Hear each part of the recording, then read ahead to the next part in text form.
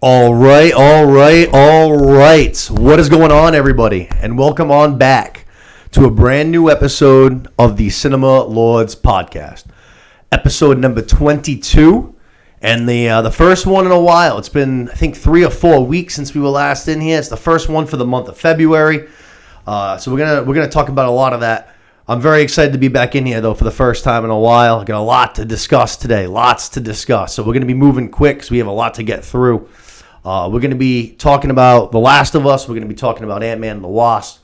We're going to be talking about a couple of other things that have been in the news, but we're also going to be talking about the show itself and why we were on a little bit of a hiatus and what we're going to be doing going forward.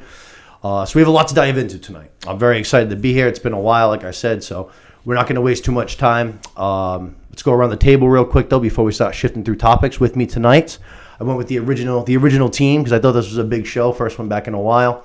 On the ones and twos, the human soundboard himself, Mr. Kalos. What's going on, brother? How's it going, baby? Good to be back. And then my co-host this evening, you guys know him very well, the utility man himself. He does it all, Mr. Seth Rogers. Good evening, gentlemen. Good to be back in the booth. How we doing? Not gonna lie, I think Hogwarts has kind of consumed us all the last couple of weeks. Sure. So we had to get out of the castle a little bit here. So Yeah. good to be back in the studio. I like the change up that we got coming on to the show. So I'm ready to go. I got a couple of weeks of pent up things to talk about. So let's get it all out there. Yeah. So I guess, like I said, we'll start with the show. The hiatus that we just went on was obviously unplanned. The last time we talked to you guys was the end of January. I was getting ready to head off on a ski trip weekend. I got back on the Monday, so we were going to record on Tuesday, and I woke up on Tuesday, and I just, it felt so exhausting to, do the show. And I was thinking about just, skipping the week, and then I've been starting to think about things before even this week because I'm going to try to be as honest as I can and keep everything completely open here. So, obviously, I never had the intention when I started doing this show, to get rich and become a famous podcaster. You know what I'm saying? That was never the intention. Yeah, it's a passion project. Exactly. It's a passion project. It was something that was supposed to be fun. And the idea was that, hopefully, ideally, eventually, there would be a couple people that liked it, and they would tell a couple people that they would think would like it. And then we get rich. And, right. Then we get rich and take off. But the idea was, develop kind of a little community. Foundation. Yeah, exactly. A little community of people, like-minded people that all, loved movies and TV and wanted a place to go and talk about it. And that was kind of the idea. I was hoping that with time, too, that things would get a little bit more, interactive, you know what I mean, as far as poll-wise, audience-wise, commenting and suggesting things and stuff like that, you know what I mean? So... And another thing was when we started the show in August. The show started, and actually, when we first started, I was actually surprised that at first at how well it did. Honestly, I was kind of astounded. The first episode hit almost 300 views, and I was like, "Oh, Jesus Christ!" And then episodes 2 through 6 all did really well. They were all from between 100 to 200. So I was feeling really optimistic. You know what I mean? And I was like, "This is a great foundation. If we can keep doing this will be even easier to build upon." You know what I'm saying? This will be easy. So then you get to episode 7 through Halloween, which all shifted, say, from 50 to 100. So things continued to downtrend. And then after Halloween, from say December through to January, things were topping out at 50. Tough time of year. Not to make excuses, Yeah. There's a lot going on that time of year. There definitely is. But I do feel at that point, it's a lot of work, especially just doing the recaps and getting a show together every single week. It's a commitment. You know what I'm saying? Oh, yeah. And like I said, that ski trip, that Tuesday, it was feeling like that. It was feeling like it was this commitment. And if things were going differently, then I probably would have banged in here. And you know what I mean? If we were doing it for 300 people, say, or 200 people, I would have. But the way things were going, I was like, man, I'm just not feeling it this week. And then, one thing led to another. And then 1 week led to 2. And for a second there, I was actually thinking about canceling the show entirely. I was like, I feel great right now not doing the show. I was just I felt like there was just one less thing on my plate, you know what I mean? But then, I don't know, I started to miss it, and I was debating on what I was going to do. And I ended up deciding that we're going to kind of meet somewhere in the middle. So what we're going to be doing is we're going to be scrapping the weekly podcast that we've been doing every single week. We're not going to be doing it anymore. I think what we're going to try to do is we're going to come in here once every 2, maybe sometimes 3 weeks. We're going to gather a whole bunch of things we want to talk about, and we'll kind of come in here, we'll kind of bang through them, have more fun with it. You know what I'm saying? Less in depth. That's what it's all about at the end of the day, anyway. Exactly. Less in depth, have more fun with it. Because, like, for instance, tonight's a prime example. Like, I'm excited to come in here and talk to you guys because we have a bunch of shit that we've seen now that I'd like to shoot the shit with you guys for a few minutes. Yep. Because it's been a while. Yep. And like I said, with scrapping, the episodic recaps is a big takeover because that's just something that, like, I have to sit there. And even though it's not like I can just watch the episode, take notes. I have to, like, pause it a bunch of times and shit to go through this. It's like a homework assignment. It is. Exactly, it is. And like I said, when it starts to feel like that, when it starts to feel like work, you want to be compensated. And when there's no compensation, then it's like, why am I even fucking doing this kind of thing? At the end of the day, it's all about the money, baby. Exactly. So let's go. We're gonna tweak things around a little bit. We're gonna focus more on fun. We're gonna come in here, like I said, once every 3 weeks, whenever we have a whole bunch of things we want to talk about. A couple episodes, a couple movies. We'll come in here. We'll kind of bang through them, a little less in depth, but you know what I mean. Still talk about the things we liked and didn't like and stuff like that. I think too. Let's get some feedback here. I think we can adapt a little bit. You know Sure, what I mean? If the crowd's feeling a certain way about a certain subject or how we're doing it, format, like I think we can adjust to it a little bit. Yeah. We're for the people. Like, this is a passion project, I think, for all of us. Exactly. So that we want to keep it that way, but we also, at the end of the day, we wouldn't mind this thing taking off. So let's we can adjust. We can hear the people. We can hear what they have to say. Don't be afraid to spew some feedback, positive or negative. By all means, please do. I'm looking for feedback. Exactly. I send a text out to all the guys that you guys know that have been watching the show. Seth, Kalos, Luke, Ledoux. I texted all of them and asked them if they had any thoughts, ideas, because I think I told them basically the same thing, that I was contemplating basically, hanging up the podcast. But then I was thinking about, I don't know. It's not so much like the money thing. I was like, it does suck that I would be throwing away a bunch of money's worth of basically equipment that I'm not going to use for anything else. Yeah. You know what I'm saying? But like, I don't know. There was a lot of other things too. Because the thing is the show a lot of times is fun. We have things to come in here and talk about. Sometimes I'm wicked excited to come in here. Like tonight, I'm very excited to come in. But sometimes, like I said, sometimes it was starting to feel like work. Yeah. And when it starts to feel like work, there needs to be a reward. That's when you got to put a pause on it. Exactly. Yeah. So I'm hoping with this little tweak up, it takes a lot off of my plate, not having to do those episodic recaps. Yep. Just come in here every couple of weeks. We'll bang through some things, talk about what we like, didn't like, get out of here and have some fun. Yep. You know what I mean? Rome wasn't built in a day. I'm sure they had different blueprints for the pyramids of Egypt. I'm sure they threw those things out a bunch of times. It's true. France probably struggled to get the Eiffel Tower grown. That's true. So that's true. We keep going. That's all we can do. Yeah, it'd feel bad to cancel it entirely because, like I said, there are some times where I like fucking. There's a new thing actually, and we're gonna get into it tonight because, like I said, we're gonna be talking to Marvel. I have a big gripe with. There's a certain. It's not a big group because obviously all these Marvel movies are still doing really good as far as audience wise. You know what I'm saying? And selling money and box office tickets, so people are still going. But there's that small group of people that have Twitter. Yeah. I'm be calling some people out. And they fucking drive me crazy. And I'm going to get into it tonight for sure. But so I'm fired up. I'm ready to do episodes like tonight. You know what I mean? So that's going to be the thing going forward. We're going to kind of we'll plan out episodes too, kind of like on social media. We'll be talking about what we're going to be talking about for a certain episode, when we're going to be doing episodes. So I suggest checking us out on Twitter or my Facebook. That's where I post a lot of the show updates too. Nick Sauce. Check it out. That's where I do a lot of the updates. But, I'll be saying, hey, we'll be doing an episode this week. We'll be covering this, that, and the other thing. So that way you can get all up to date on everything we're going to be talking about because obviously we're going to be doing a lot of spoilers and stuff like that. But with that said, let's get into the fun stuff, yeah? Yeah. All right. I thought that we would start things off with the news stuff. I got a couple of things that are specifically news related to only the comic book world. Since we've last talked, James Gunn did his DC announcement for his opening slate. It's supposed to be an 8 to 10 year basically plan for the DCU called Gods and Monsters, he titled it. But he came out with all of his first ideas. Some of them definitely intrigued me. Some of them I couldn't possibly have cared less about. Yeah, I'm definitely more on I'm intrigued, honestly, more than I am disinterested. James Gunn, the fact that he's at the helm gets me going. It might just come back to that. Yeah, just because I think if James Gunn is passionate about a certain thing, like I'm sure we'll talk about one of them, like I'll leave it. But like anyone that he's talking about that he's interested in, you kind of automatically piques my interest. A couple of these he wrote himself. So the first one he announced was Creature Commandos, which is going to be an animated series. That he wrote the entire thing himself. Yeah, the entirety was him.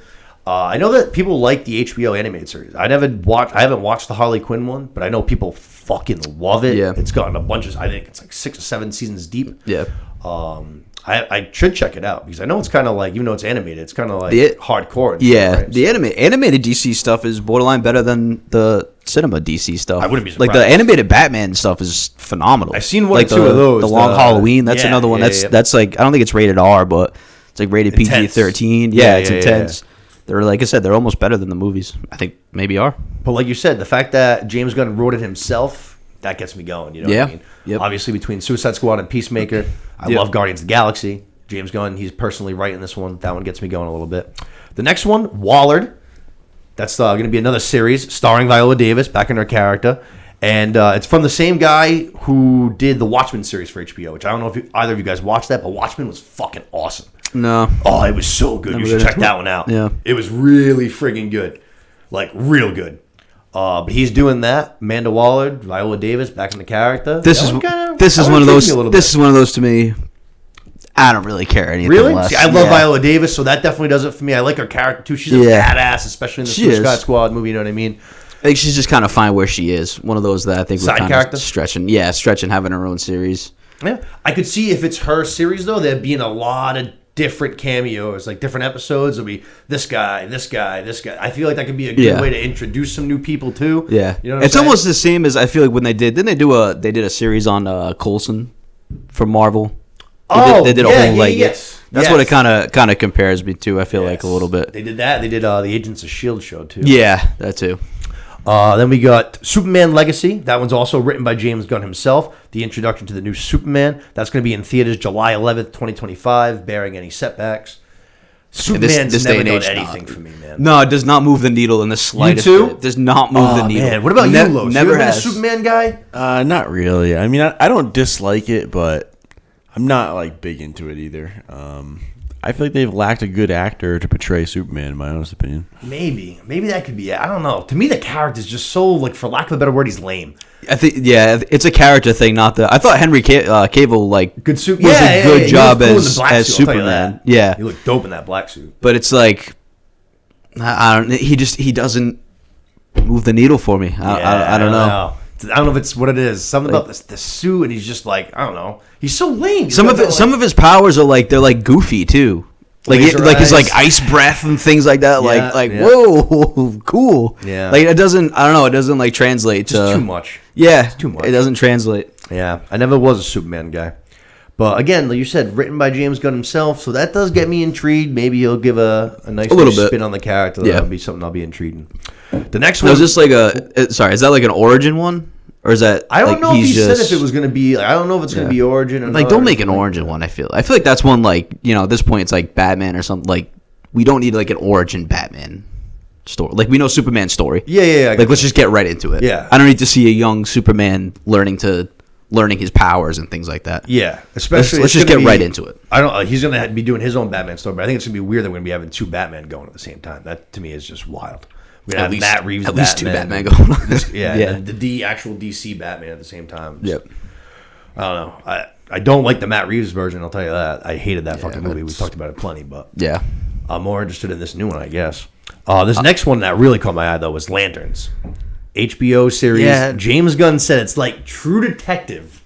So but like space basically. So what does that mean though? Is that like older? Like is that like Lanterns years down the road telling stories of when they were like traveling through fucking space? I would imagine that they probably would be more veteran just because it's the tie into True Detective. I don't know that, but I know it's supposed to be like the space cops solving mysteries and like I think they're overwatching Earth actually. Yeah, pretty much like the whole universe.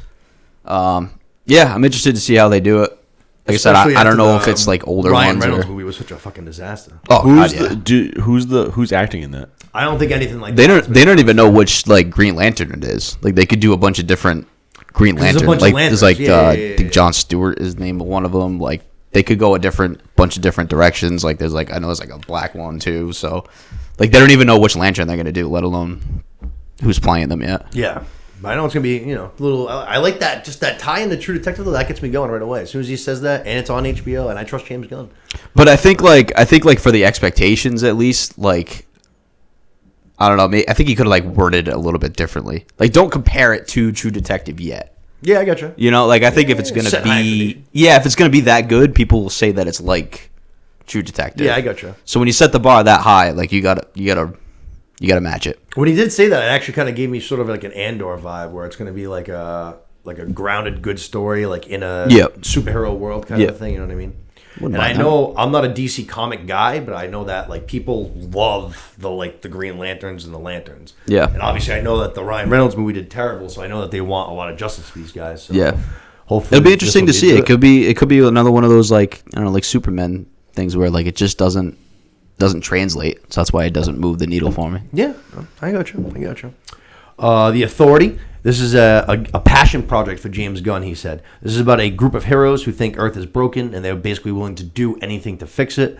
So when I heard that, it sounded to me, that sounds like anti-hero-ish, doesn't it? Yeah. Which is weird, because we already have, obviously, in this world, the Suicide Squad, which is Right. the definition of a group of anti-heroes. This just sounds like almost a different group of anti-heroes. Yeah. You can go a lot of like anti-hero routes, I feel like, with DC. Like almost more than Marvel. Like you said, Suicide Squad already. Yeah. From the way that he described this group of characters too, it seemed like he said like they were almost kind of like they were like almost extended universe. Yeah. And they occasionally intermingle, but like you said, it's a passion project, so we're just gonna be bringing them in. They just oversee how fucked Earth is, and they're like, all right, we gotta. Yeah. like, you people are fucked. We gotta intervene and do something about this. To me, that reminds me of the Guardians, though. You know Yeah, what I'm right. saying? Where Yeah. it's something like they're kind of extended Marvel. Yeah. And they gave James Gunn like more free reigns. They're like, this is a weird comic series. Like, you can do whatever you kind of want with these Yeah. characters. And obviously now people love them. Yeah. You know what I'm saying? So that Yeah. kind of gave me a similar vibe. Though. True. You know what I mean? Could be. So that one again kind of got me going. Paradise Lost is going to be a series about Paradise Island, which is where Wonder Woman's from. All those Again, all doesn't. those chicks. This one doesn't move the needle at all. Yeah, no, that one doesn't do much for me either. I'd have to agree. Not One of the few examples in DC too, like Gail Gadot. No offense, nice to look at. You are just not a good actress. At Yeah, all. I only saw her in the like you're not good.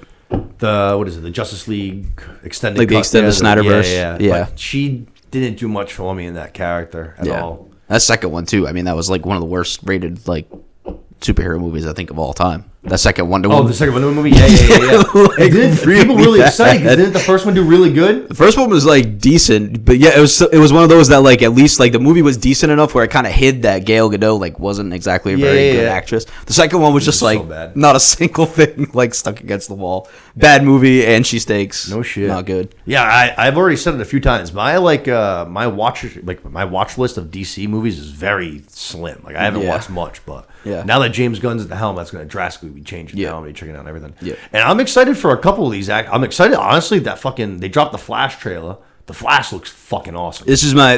I think I talked about it with Ant-Man, and it didn't exactly fit like my the degree all-in moment, like how it was in World Series Poker. Like Justice League might be like degree all-in moment. Flash? I'm all in on this. Yeah, Yeah, that movie. I'm all in on this awesome. one. I thought that trailer. The trailer was sick. so good. Michael I mean, Keaton got me going. yeah, like James Gunn's not stupid. I mean, Ezra Miller, like he's done a lot of fucked up things where he could have pulled the plug easily. Yeah, So yeah. how good does that show that movie is for James Gunn to be like, no, we're He's actually done like the opposite. He like literally we said can't how scrap excited this. he is for people to see this movie. yeah, It's that good. So he's like, yeah, we can't scrap this. Like we're gonna keep going, Yeah. knowing what Ezra Miller I think did. that movie's gonna reset the universe too. I think Yeah. that's what's gonna like open the door for us to do this whole new Yeah. James Gunn world. I You know what I mean? thought the first Superman, like General Zod, I thought was really good.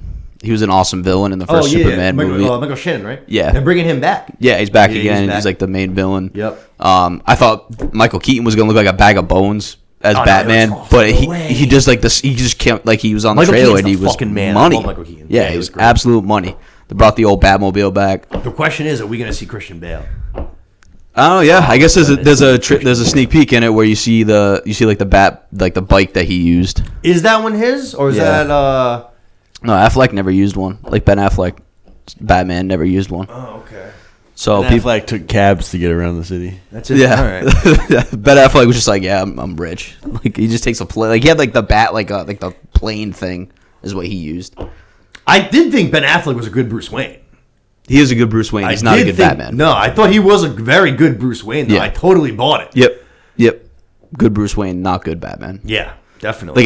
But it wasn't like entirely his fault. It like, wasn't. his suit like made him look Look like like a fat. tank, He looked yeah. fat. Like Big old jumbo Batman. you can see his like Samurai double. Batman. You can see his like double chin like through the fucking like the suit was so like tight that you could just see like his double chin through it.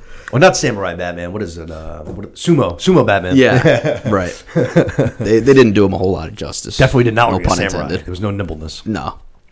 I don't think we're gonna see like Val Kilmer's Batman during this or anything. Like I don't think George Clooney's Batman's gonna come up for it. Hilarious. They should get Arnold Schwarzenegger in there.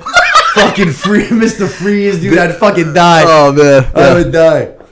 I did see a lot of that comparison though. Oh god, that'd be so fucking No Way funny. Home. There was a lot of that. Exactly what it looks like. A lot like. of tie-ins. Yeah. But it does seem like this is, like I said, they're going to use this to reset the DC universe kind of and stop fresh. That'd be so funny. All I could think of is Mr. Freeze.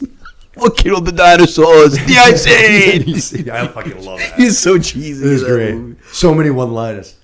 What are the other? Shazam, Aquaman, and then Blue Beetle. The one that so two that stick out. Blue Beetle's our boy Miguelos. The one that James Gunn's like all in for. I think it's called like Swamp Creature, like Swamp Thing. Yep. Swamp Thing. I got that one. He's like, I follow him on Twitter. I'm sure you do too. But like, he's all about it. He's posting like pictures about it and like talking about it. And the other one that looks pretty cool, almost like, hopefully it's like as like kind of like Peacemaker-ish, is Booster Gold. I got that one too. This one looks cool. I like. Yep. I like this story. Yep. I like this backstory. That's all I know. I don't know a single fucking thing about his character. But I just reading the backstory. The backstory looked really cool. Booster Gold, loser from the future who uses technology to come back in time and basically become a superhero that everybody loves.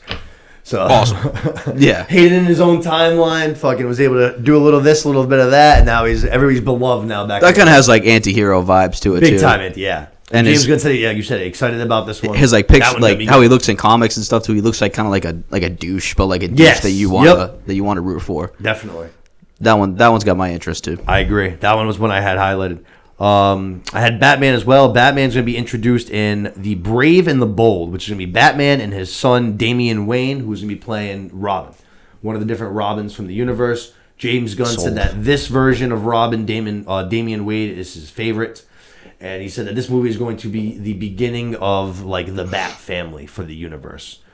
Like they just did that. They just did that video game, which is a lot of the quote unquote Bat family, isn't it? Isn't it like what is it? Nighthawk? No, yeah, like Nightwing. Nightwing. There you go. Isn't he one of them? Yep.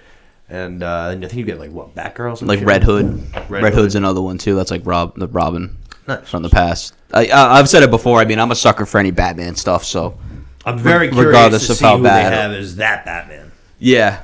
If he's got a son who's and that's real. That's not animated, right? No, it's gonna be a movie. We need a good Robin too. True. We need a good Robin. We're gonna have Batman and Robin basically, who's his son. So we're gonna have I would imagine, an older Batman. Yeah, you know what I mean. So that I'm curious. You gotta have at least 40s. You know, even if Robin's like a teenager. But John Hamm. That would be too. I don't know if I could buy it as Batman though. That's one of those I could see a Bruce Wayne, but I couldn't see a Batman. Okay, that's fair. I think I get what you're saying. I get yeah. I do feel like he could be a fucking badass Bruce Wayne. Yeah. I don't know. But you're right, though. Damian would have to be a very good character, too. It's totally random. Like, Kit Harington comes into my head for some reason. As a Batman. Really? Yeah. Oh, man. I don't know why. Very random, but... Kit is, like, begging HBO for work. He's like, guys, we got to get this HBO Game of Thrones series going because no one will hire me to do anything. Yeah. Shit, it's kind of alarming. He was brought into the MCU. I don't know when his future is going to be like brought. Like, hey, would you introduce this guy in Eternals? I have no idea we're going to see that guy again. Yeah, who knows? The only other things we had was Swamp Thing, like you just mentioned. He said this is going to be a little bit outside of DCU, but we'll connect, like, kind of going in. But like you said, been posting a lot about it on social media. He's all about it. Probably the biggest thing I've seen him more interactive with, talking to fans and. Seems like right away he's doing a lot of his passion projects right out of the gate, which makes me excited because that means he's going to be very hands-on with all of these things, and I feel like when he's hands-on, that's what we want. Yeah, that's when all the and if you can knock those passion projects out and then and they're good, then it's good for like Green Lantern. Then you break out Green Lantern, another Aquaman, whatever. I totally agree. I think that's perfect. The last one I had was one, again, that I wasn't very interested in. It was Supergirl, Woman of Tomorrow. He said that this is one that he really liked. It's a new comic strip that just came out recently. I think it was like 2010s or something like that era. So it's only like 10 years old. It's going to be a feature-length film. But basically, she is got a lot of the same powers as Superman, but whereas Superman kind of had everything was kind of always handed to him, sort of. Like he had the gold-plated life. She's had shit. Got it. So, and she's not the Supergirl from like the Flash trailer. I think it's going to be a different one, I believe, but I'm not positive. Don't quote me on that. Got it. I think it's going to be a fresh one. I would imagine. Who knows? Also, if she's well, They just don't. They don't do anything for me. I don't know why. I was gonna say if the whole girls Superman genre and anything. It's Yeah. No, they don't. They don't do it for me either. I don't know it's why. too much. It's too like, and it's almost corny in a way. Yeah. Just like, oh, I'm super. Like I have every ability. I'm fucking Right. unbeatable except for kryptonite. It's just dumb. Yeah. It's the tights, the cape. I don't know. I don't Doesn't like do it. capes. Doesn't do it. Never been big on capes. Batman's cape. Batman's got a good get up with the cape and all that. We've But talked about this a little bit already. I am so like, I have like, I can't even say I have no problems with Batman. I like Batman. I'm a Batman fan. I am so fucking Batmaned out. It's not even funny. The fact that we're gonna have two Batmans, Christian Bale's trilogy is like not even 10 years old at this point. Like the body's still fresh. George Clooney, Val Kilmer, Michael Keaton. We've had like 57 Batmans like in our lifetime. Pattinson. So you sound like the people that we're gonna talk about with Marvel. So I'll save it. I'm just a little. It's been a lot of Batman. A lot of Batman. Yeah. A lot. Can never. Batman. I'm the opposite way. Unfortunately, can never have enough of it. I don't know. Give me all the Batman. From there, we switch things up. Like I said, all comic related. But let's go to the MCU real quick. This is a little bit less. Kevin Feige basically came out and he said that per usual, he is listening to the fan base because that's why the MCU is awesome. That's why Kevin Feige is awesome. But we're going to be focusing more on quality over quantity. And we're going to be kind of slowing things up a little Been bit. saying that on this podcast for how long? We have been saying that on this podcast. Since like She-Hulk. Yep. People have also been talking about like the CGI teams and how they're drastically overworked. They're doing like 80-hour weeks and shit like that. You can tell in some of these. Yeah, exactly. So it seems like we're going to be slowing everything down. And then right away, we kind of brought that to fruition because we delayed the Marvels. So the Marvels got pushed from July 28th to November 10th. So November's going to be a pretty stacked month as far as the box office goes. There's like 3 or 4 like big titles. Dune 2 being one of them. Now you have the Marvels. And there's, the Hunger Games comes back in November too. Yeah, that's right. So like that's 3 big franchises that you're going to be putting out in November. So November's going to be a banger of a month. So they did that, and then also they said that the series they're going to slow down drastically, which like we said, something we've been asking for. There are only 2 series guaranteed for 2023, and neither of them have release dates yet. So we're getting Secret Invasion, which is the Samuel L. Jackson, Emilia Clarke's introduction into the MCU, which we talked about the trailer on the show before. The trailer got me more excited for the show than I was going into it. Yeah. The trailer, I was like, oh, fuck, like, this actually looks like a banger. Like, Yeah, hell this is yeah, really let's good. get into this. Yep. So I'm very interested in that one. And then the other one is going to be Loki Season 2. That one we don't know, again, when it's going to be. I'm thinking maybe late summer, fall, something like that. Yeah. But we'll be getting that one as well. Which So clearly, again, very the excited. fact that they're both confirmed, makes me think that there's some bigger thing. They're part of a bigger picture. Yes. You know what I mean? Like how Loki the first season was. Yes. So that they definitely got some. And we're going to talk about Ant-Man and the Wasp, but the closing credits involve, spoiler alert if you haven't seen Ant-Man and the Wasp, but Yeah. spoiler alert, friggin' the post-credit scene shows not only Loki, but Mobius. Yep. So we know that's, again, directly kind of tied into what you're saying. His story's got more to tell. For sure. Probably more diving into Kang and everything too. So. Yep. Quantum Realmish. Yep. That's also what we saw in the extra credit scene was them literally like spying on Kang basically Yeah. back in the day. That was a good scene. Yeah, it was. Both closing trial, both at the credit They were scenes very good. both very, very, very good. Yep. But yeah, those are the only 2 shows that are like guaranteed for 2023. A bunch of things that were supposed to be coming possibly this year all kind of either got like delayed, pushed back, or kind of like in question marks. I know it was like What If Season 2. Which I'm a little upset about. That one I'm a little upset Little about bit. because that one I'm definitely excited about that one. The other one I was excited about, me personally, which you guys might disagree with, was the Ironheart series. That one's going to be pushed back, but that one they said is still definitely coming. All right. And I think that one's kind of almost in the same thing as Loki, where I think her story is going to tie in directly something with Yeah, parts maybe of the going forward. or her being an Avenger going forward. Yeah. Agatha, that one got pushed. Echo got pushed. Keep pushing it. Keep pushing it. Yeah, I was Push it. You can push it right out Either the of those door. two can get completely pushed. Yes. Yep. Like I like Agatha character in the There's no the need Wanda for it. series, but There's her no need for it. no way. That's how I feel about Amanda Waller. There's no need for it. You don't need her own show. Yeah, but like I said though, I can see how they can make that one very cool if they do every episode almost with like a different hero or because anti-hero, you know what I'm she's at saying? least tied to every single Exactly. pretty much every single yes. hero. You know what I'm saying? And Yeah. like, say, you know, if maybe one episode we get like a Peacemaker tie-in or something like that, or even There's some fucking vigilante. Yeah, You get, like a right. vigilante episode Yeah. or some shit like that. Like that would get me going. Yeah, you know what I mean? There's some underwater scenes, so we know who we're calling for this one. Yeah. This one's like, who fucking cares about Agatha? Yeah. I know. Like it's the kind of thing where if just because people liked it, that means you get a good Don't job. You need don't to- keep going on it. Exactly. You don't have to keep going on it. Especially in this like multiverse saga that we're doing right now with all this quantum realm shit, I feel like we can pop Agatha in somewhere if we really want to for something. You know what I'm saying? Yeah. Like, hey, like fucking this portal just fucking opened. Oh, look at that. Agatha's here. We gotta hone down on this story before we talk about Agatha's fucking story. Yeah, I definitely agree. But yeah, that's basically what I have for the MCU. Like I said, you know, quality over quantity, like we've been asking for. So I think that's good. I think that's going to be a good thing. Spreads Agreed. out the year a little bit more. Because actually, when you thought about it too, at least when I thought about it, you had July was going to be the Marvels, and then after that, we didn't have anything until the following. I think the following winter was the next guaranteed thing. So that was like a big Jesus, you know wow, what that was I'm a saying? huge fucking gap. Yeah. So at least that spreads it out a little bit more. Yeah. Gives the movie a little bit of time in post to clean everything up and Yep. whatever. So I've been one person that I already said on the show too that the original Captain Marvel movie like got way too much hate. Like it really wasn't that bad at all. Yes. I went into it expecting to hate it because I'm not a big fan of her, and I also saw all the hate it got. I was Yeah. like, oh Jesus! I was like, Could be worse. so bad at all. I Yeah, was like, could Jesus. definitely be worse. Yeah, Could be Samuel better, but could be Jackson was worse. awesome in that movie. Yeah. He was great. I was like, no, this wasn't that bad. I laughed. I was like, that was cool. Very middle of the pack. Yeah. From there, let's go to a thing I want to spend just a couple of minutes on. Let's dive in real quick. A couple of Netflix shows. Los, this is where I got you, my dog, here.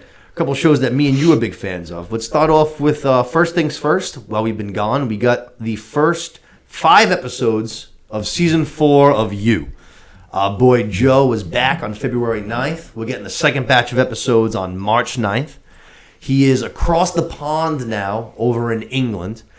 I didn't know how I was going to react to that at first. I don't know about you. I saw that. I was like, all right, this is kind of a little funky. Especially because at the end of Season 3 he's in Paris at first. So now he's in England. I was like, all right. But we established all that. Turns out that he found his girl and things went pretty bad pretty quickly. But I actually really enjoyed these first 5 episodes. I thought that they were fucking wildly like fast paced. I was like, as much happened in 5 episodes as like I feel like almost entire seasons of some other shows. No, I feel like there was a lot. Every episode was like people dying, fucking this, that, and the other thing. I was like, oh shit. I loved it. Yeah, you liked it too. I was a big fan. I mean, me and you love Joe, but I was skeptical, honestly, going into this season because it can go one or two ways. I just feel like when shows get so popular and they get big, like I don't know, sometimes the writers feel like they gotta like appease a certain audience. You know what I mean? So, but no, I really enjoyed these first 5 episodes, and I can't wait for the remainder of the season to come out. So. Yeah, no, I'm very excited. I feel like when we watched it together, and the whole time I was kind of like, all right, I like this person, I like this person. It's like a very murder mystery. But bodies have been dropping. You know, it seemed like it was just gonna be 1 at first, but there's been now I think like 3 or 4. And like I said, very fast paced, which I think is great. No filler episodes yet. That's for damn sure. You know what I mean? Right out of the gate, body's dead. Joe's still doing it, killing it, doing his thing. Did you see the little trailer that they just dropped? Netflix just dropped for the second half of season 2. I have not. So I don't know if it's going to be. I can't say if it's going to be a dream or a flashback because he does like to dream and daydream in the show, big time. But what's her name? Victoria, the girl that plays Love from the first seasons 2 and 3. I love her. She's going to be in some capacity in these next 5 episodes. Thank goodness. Yeah, I don't know. If She's been a part of alive Lucy's capacity somehow. for a long time. Yeah, I can't. What the hell is her fucking? I can't think of her freaking name. It is Victoria, right? Yeah, I think so. Victoria. I think her last name starts with a P. I don't know. Yes. I should know more. I should know more because Yes. she's the love Yeah, of your my future life. girl, you don't even know her name. If she somehow stumbles upon on this, you. just know I love you. She's a good actress. She can act. I'll tell you that. She can freaking act. But she was obviously she's playing the character of Love in seasons 2 and 3, and she's going to be back. Like I said, I don't know if it's going to be. I get the impression that's just going to be one of his daydreams or one of his regular dreams, whatever it is. I don't. There's no way she survived season 3. You just never know. She's a loony bin just like him. That's true. I think that's why she had to go. She was too crazy. She was crazier than he was. I loved it so much. Yeah, she was good. No, she was really good. But like I said, I really enjoyed these first 5 episodes. Very fast paced. I can't wait for the second 5. I can't wait to see who's done it. I don't trust that American kid at all. He's number 1 at my suspect list. Joe looked into him, and I think it was either episode 2 or 3, and he checked them off too quick, in my opinion. He's the guy that likes getting pissed on, which is a weird thing to like, but I was like, oh, shit. What a bad reputation for that guy. Yeah. You don't want to be known as that guy. Yeah. That's rough. And he also, it's also like, it has to be like the help, too. He's like a guy who's always come from money and shit, so it's got to be like fucking his, like the waiters kind of thing. It's got to be like people that are lower than him that piss on him, too. Oh, God. Yeah, it was crazy. You're never gonna watch the show, so fuck it. No, but not after that. Not exactly. Well, so this girl like finds out, and she tries to like kind of do it too. She's like, all right, like, and you can tell he's not like into. Yeah. You can tell he's not into it the same way. He's like, no, I don't want you pissing.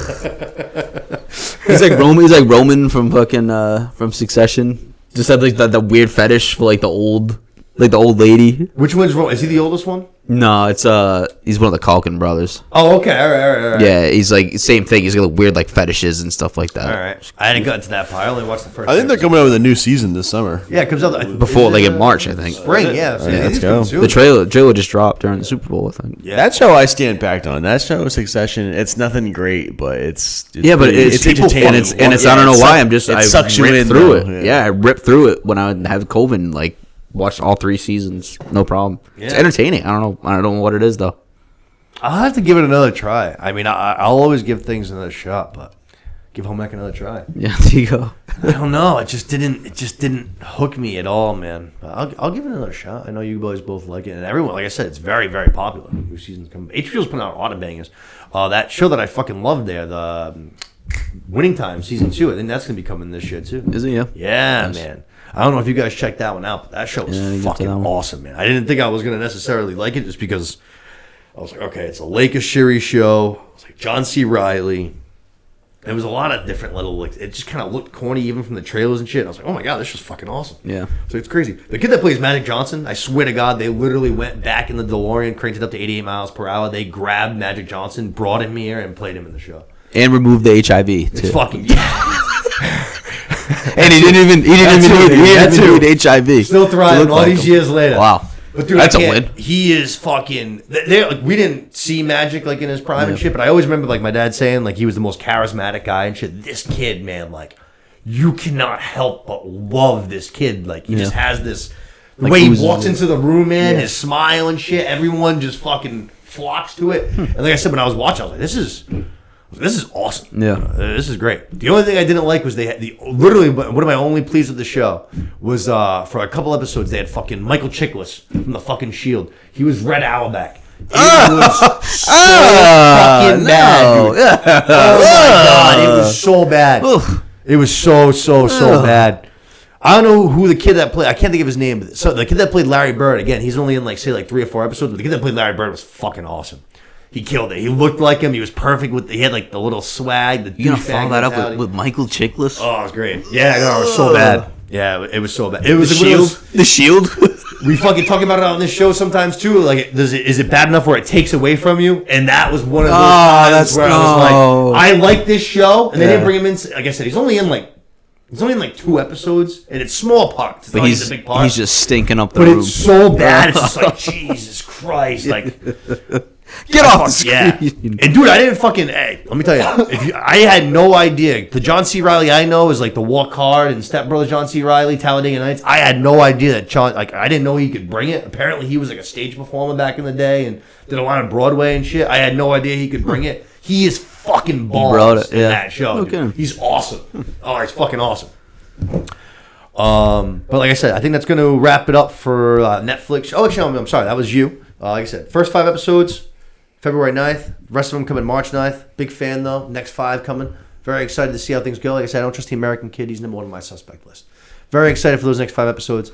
The next show I want to talk about, Los, baby, coming out on Thursday. As we talk tonight, it's Tuesday. When you guys are going to be hearing this, it'll be Wednesday or Thursday. But Thursday, we got Outer Banks Season 3. Pogue life, boy. Pogues for life. We're back. Oh, dude. Pogues versus the Hang loose, bro. Absolutely. Swell, ball. Absolutely love this show. It's one of those car wreck things. So when it's like so bad you can't look away. The show's great. Hadn't watched season 2 since it was on. Like, well, not when it was on, but when it first came out. So we started that rewatch over the weekend. We watched the first 4 episodes. We're gonna try to watch 1 or 2 tonight, and then the rest of them tomorrow before season 3. But I'm excited, man. And they already got renewed for season 4. So yeah, season 3 is gonna be a banger. If season 4 already got greenlit before. That's what I'm thinking. 100%. They definitely pumped money into this show coming out with season 3, and it's going to be a banger. The waves are only getting higher, baby. The waves only getting bigger. I'm only hanging looser, boy. The waves are only getting bigger. It's The swell's only getting bigger. It's crazy that we talked about how Netflix, though, we fucking already came in here and we talked about how they're canceling shows left and right after fucking 1 season when there's an audience for it. And they haven't. Season 3 hasn't even dropped yet, and they're already confirming season 4. Keep it going. Yeah, you gotta love it. There's some murder. There's treasure. There's fucking treasure maps. There's a little bit of some babes. It sounds like a show that's got some babes. Some babes. You know what it reminds me of? It reminds me of if you took Rocket Power and you took them from teenagers to like older teenagers, young adults. Yep. And then made it non-animated. Something like Lords of Dogtown. Yeah. Shit or something. Yeah. Yeah. There's like that's what a big time like you know how like they were because like it's like it's a cartoon series so they were always doing things that were too big for children. You know what I'm saying? They were always stopping like factories or whatever. Yeah, it is. right. So it's the same thing. Just by like 50-50 in a rail or something. Yeah, exactly. So you almost get exactly what I'm saying. Yeah. So like just age everything up a little bit. So now we're stopping a little bit bigger things. We're stopping like murder and stuff. The kids are now like 18, 19. It's like teenagers. Yeah. You know what I mean? So we're having sex, we're drinking beers and shit, and it's not animated. But we're still doing like surfing, fucking yeah. And there's very much that same mentality of like the wiggity is the perfect way to explain it. It's like the Pogue life. Yeah, Uncle you know Tito. Uncle Pogue, Tito. It's like that group faction. You know what I mean? Yep. It's fucking hey, that would Pogue life. Hey, you're either a fucking Pogue get or you're not. Or you're a squid. Get so lost. Yeah, you're either a Pogue or you're a squid. Maurice Squid. Dude, that one kook though, I fucking love that kid. I'm not gonna lie, he cracks me up. The bad guy, Rafe. Oh, Rafe. Oh yeah. my god, man, that kid's awesome. I mean, without him, there'd be no show really. He's just such a kooky mess. I love that kid. He cracks me up. But I'm excited for season 3, and I can't believe it. That makes me the fact that they already greenlit season 4. Sheesh.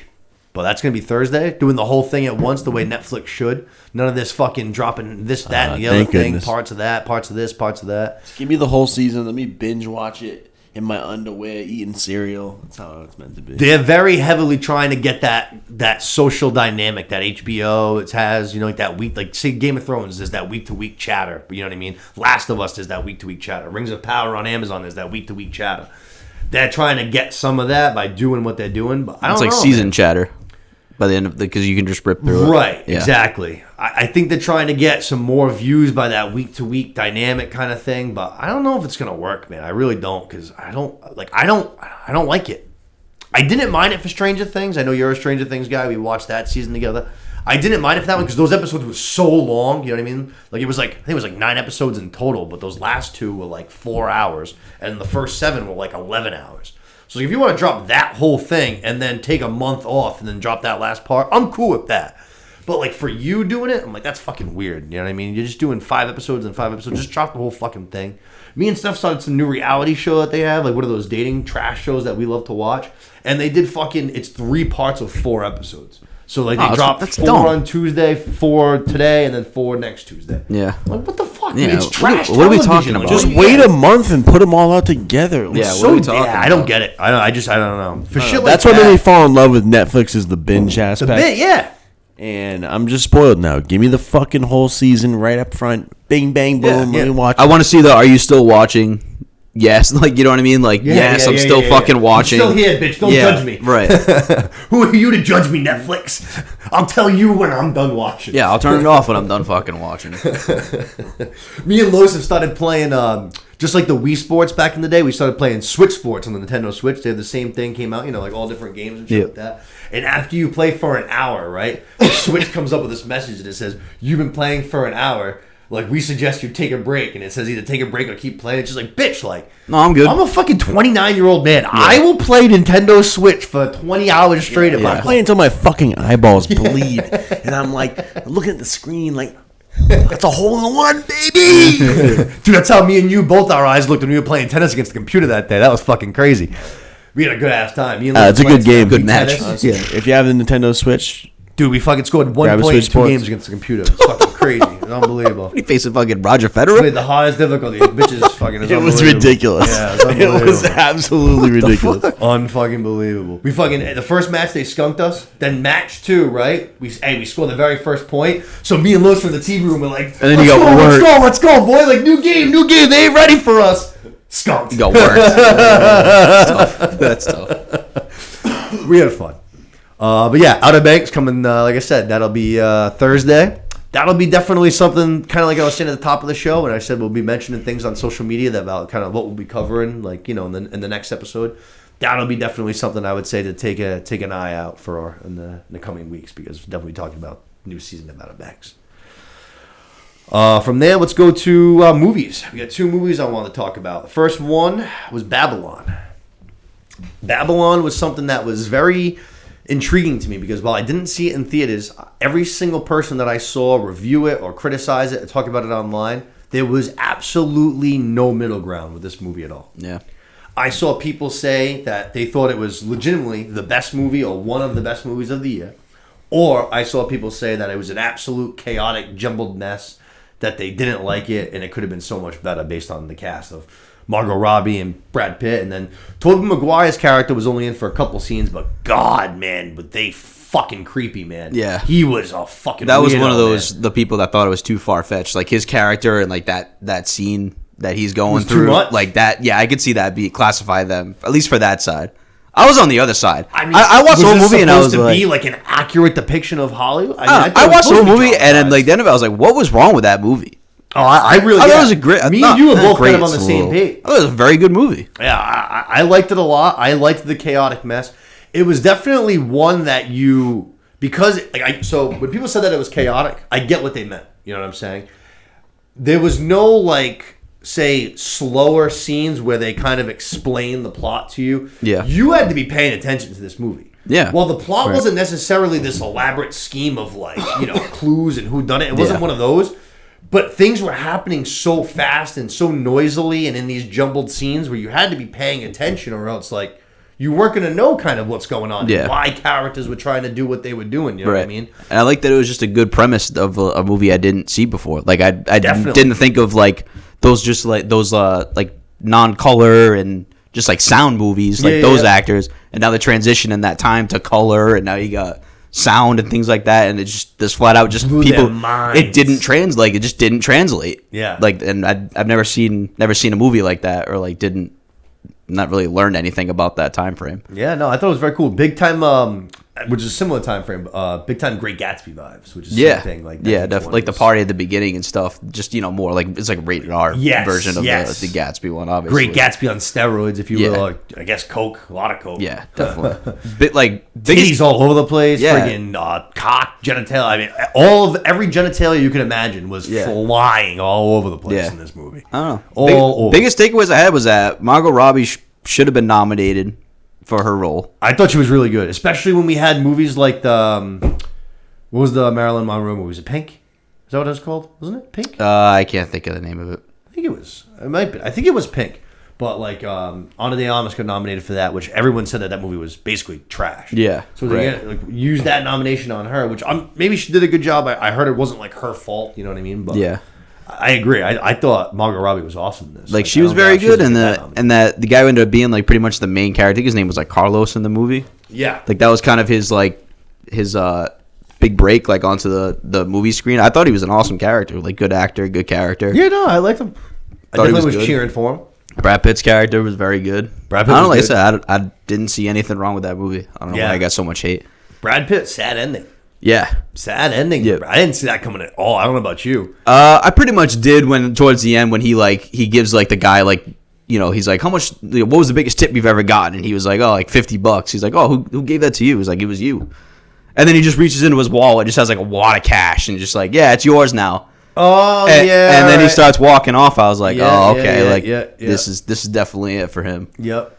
I was thinking of the scene where he's meeting with the guy. It's his friend, And he was like, "Is this an asshole role?" And he's like, "No." He's like, "Dude, just like I don't care. Like I'm gonna do the role. Like just be straight." Yeah, he's like, "Oh, the movie's a piece of shit." Yeah. It's like it's a piece of shit. Yeah, that was good. I really liked that. I enjoyed that. I know Los, he watched it with me. Los, you weren't a big fan of Babylon, right? You thought it was kind of jumbled. And Yeah, I was down the middle. I don't know. I mean, from a visual standpoint, it was like visually fun to watch. There was a lot of stuff going on, loud noises. Party there was music. scenes, There was tits. There was coke. It was like woo! Yeah. But in terms of like a plot standpoint, actually getting something from the movie, something like a deeper like feeling or meaning from the movie, I just didn't get that from watching the movie. So for me personally, it was down the middle. I give it like a 7.5 out of 10 around that. Okay. But I thought you just liked it a little bit more than that. no, I had high expectations for it. You have a big cast like that, a lot of A-list actors and actresses.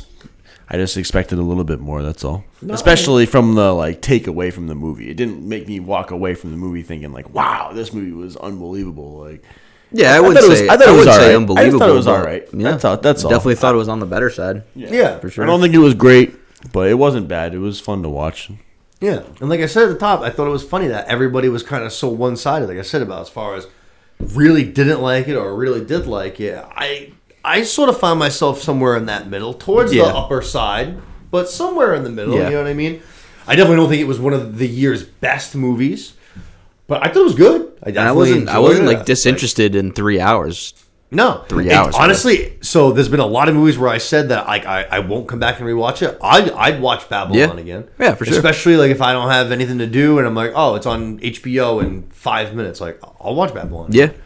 Especially like now, like I know what happens and stuff. It's like I don't have to pay as much attention. Like I said about the plot thing. Yeah. You know what I mean? I know the plot. I know why people do it. So I can kind of.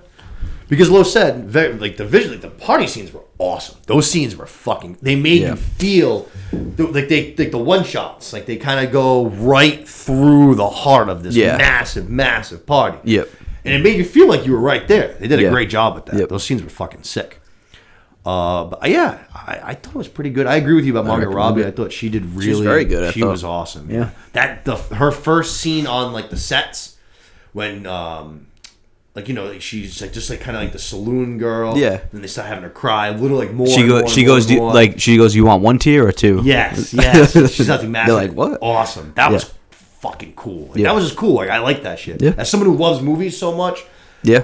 I like movies about movies. Yep. That's also why I loved Once Upon a Time in Hollywood so much. I know a lot of people. I feel like most people like that, but some people are kind of on that. Yep. I love Once Upon a Time in Hollywood. I thought it was fucking awesome.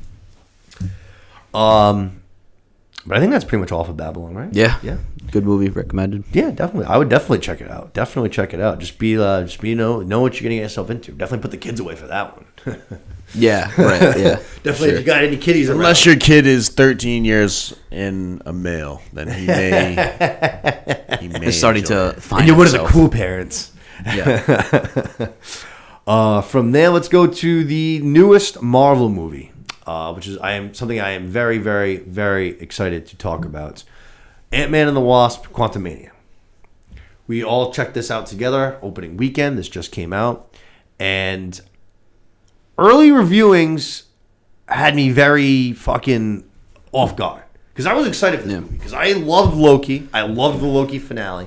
I like Jonathan Majors. I think he's going to be a badass as Kang, so he's the big bad in this movie.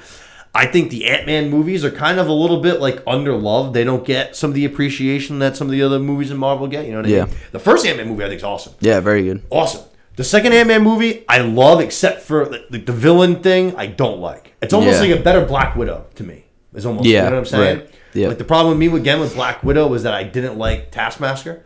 I didn't like Ghost and Ant-Man. That's 2. funny because they're both supposed to be in. Was the like secretive? Thunderbolts. That's what I'm thinking of. Yeah. But kind of the same thing, you know what I'm saying? But I like the rest of the story. You know, I like the characters and all that shit involved.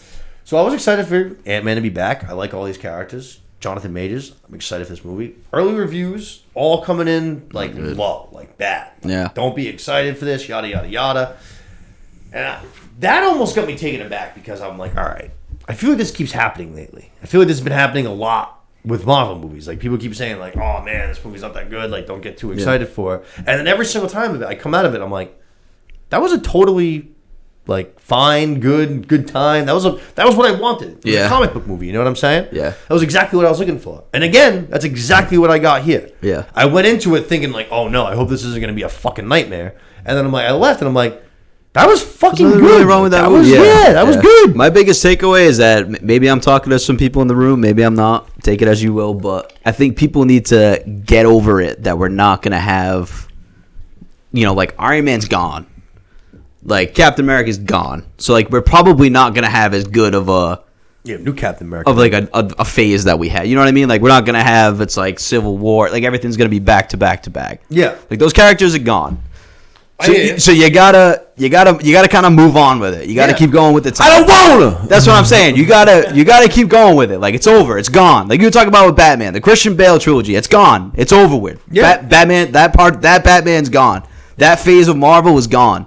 Like this is the new. So if you compare it to like, oh yeah, it wasn't as good as like Civil War. This like no shit. Like you shouldn't be comparing it to those movies. I feel like right.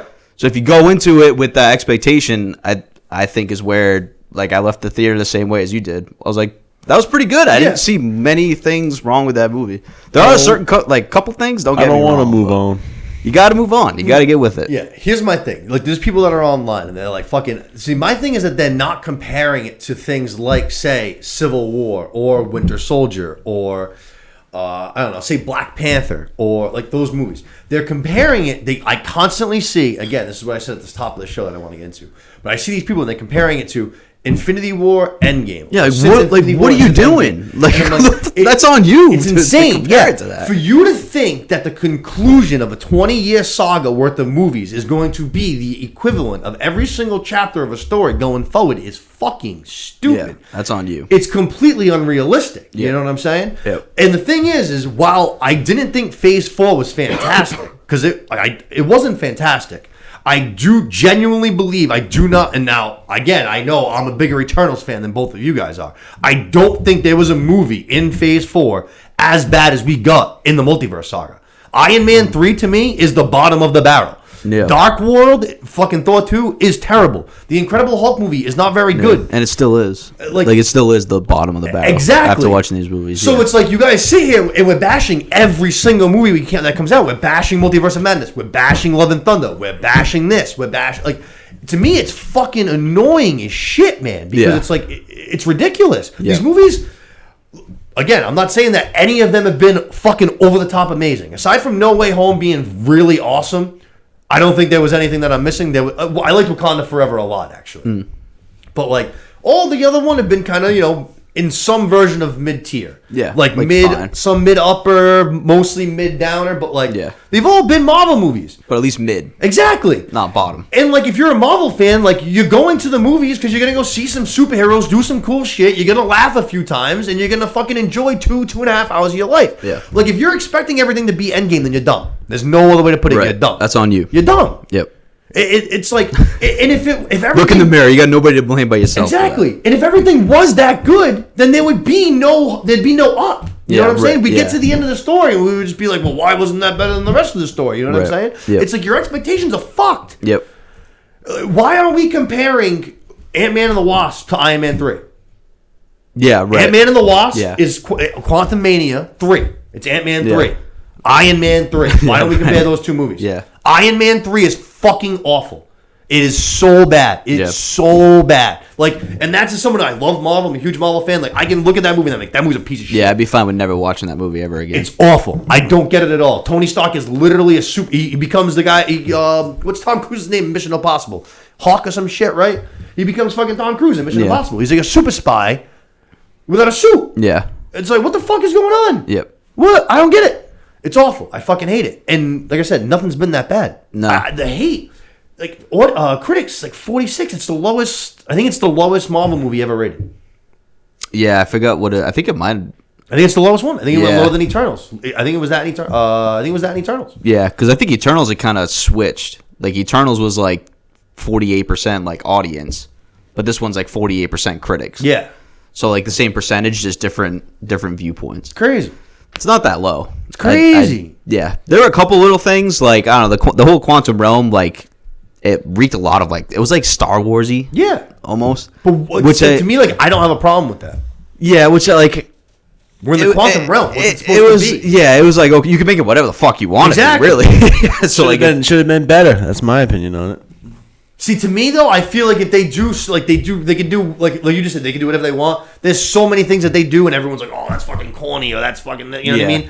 It's like, what do you mean? We're in the fucking quantum realm, dude. I don't know. There's fucking big ass bacteria plants. It looks fucking cool. I was like, yeah, this is fun. Like we're having fun. Or the one that drives me crazy is that people are comparing like how they treated Kang to like he was misused, like how Christian Bale was in Thor. That's crazy. And I don't think that's even remotely That's close. crazy. Like, you literally just saw one variant of this Kang. He was on the screen for like 50 minutes. Right.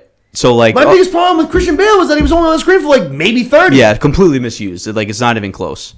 And like I said, you face one variant. Like, the good news is that there's a million other variants of this Kang that's going to be coming. Yeah. So, the fact that they defeated him in this movie... It's not even remotely close to how it was. Dude, when the fight scene first kicked off at the very towards like the end of the movie, we had like the big fight scene, and fucking Ant-Man and the Wasp both go at him at the same time. And they both go small, and he literally just did the flick with the finger, and they both go flying. Yeah, I was like, that was fucking awesome. Right. Because that was almost like almost like a metaphor for like what this is kind of thing. You know what I'm saying? Like you guys are literally just bugs. Yeah. Like you had mentioned already, like how many Avengers have I killed? Yada yada. Yeah, I love the scene where he's like, "You're not the one with the hammer, are you?" Like talking about all the Avengers that he's killed. Like, yeah, that was great. That was badass. My question, the question I had going into it afterwards that I'll ask now is, do you think they could have pulled it off where, like, MODOK was the main villain, and then you could have had Kang kind of like towards the end, or like you know how Thanos was, like he was towards like the end credits.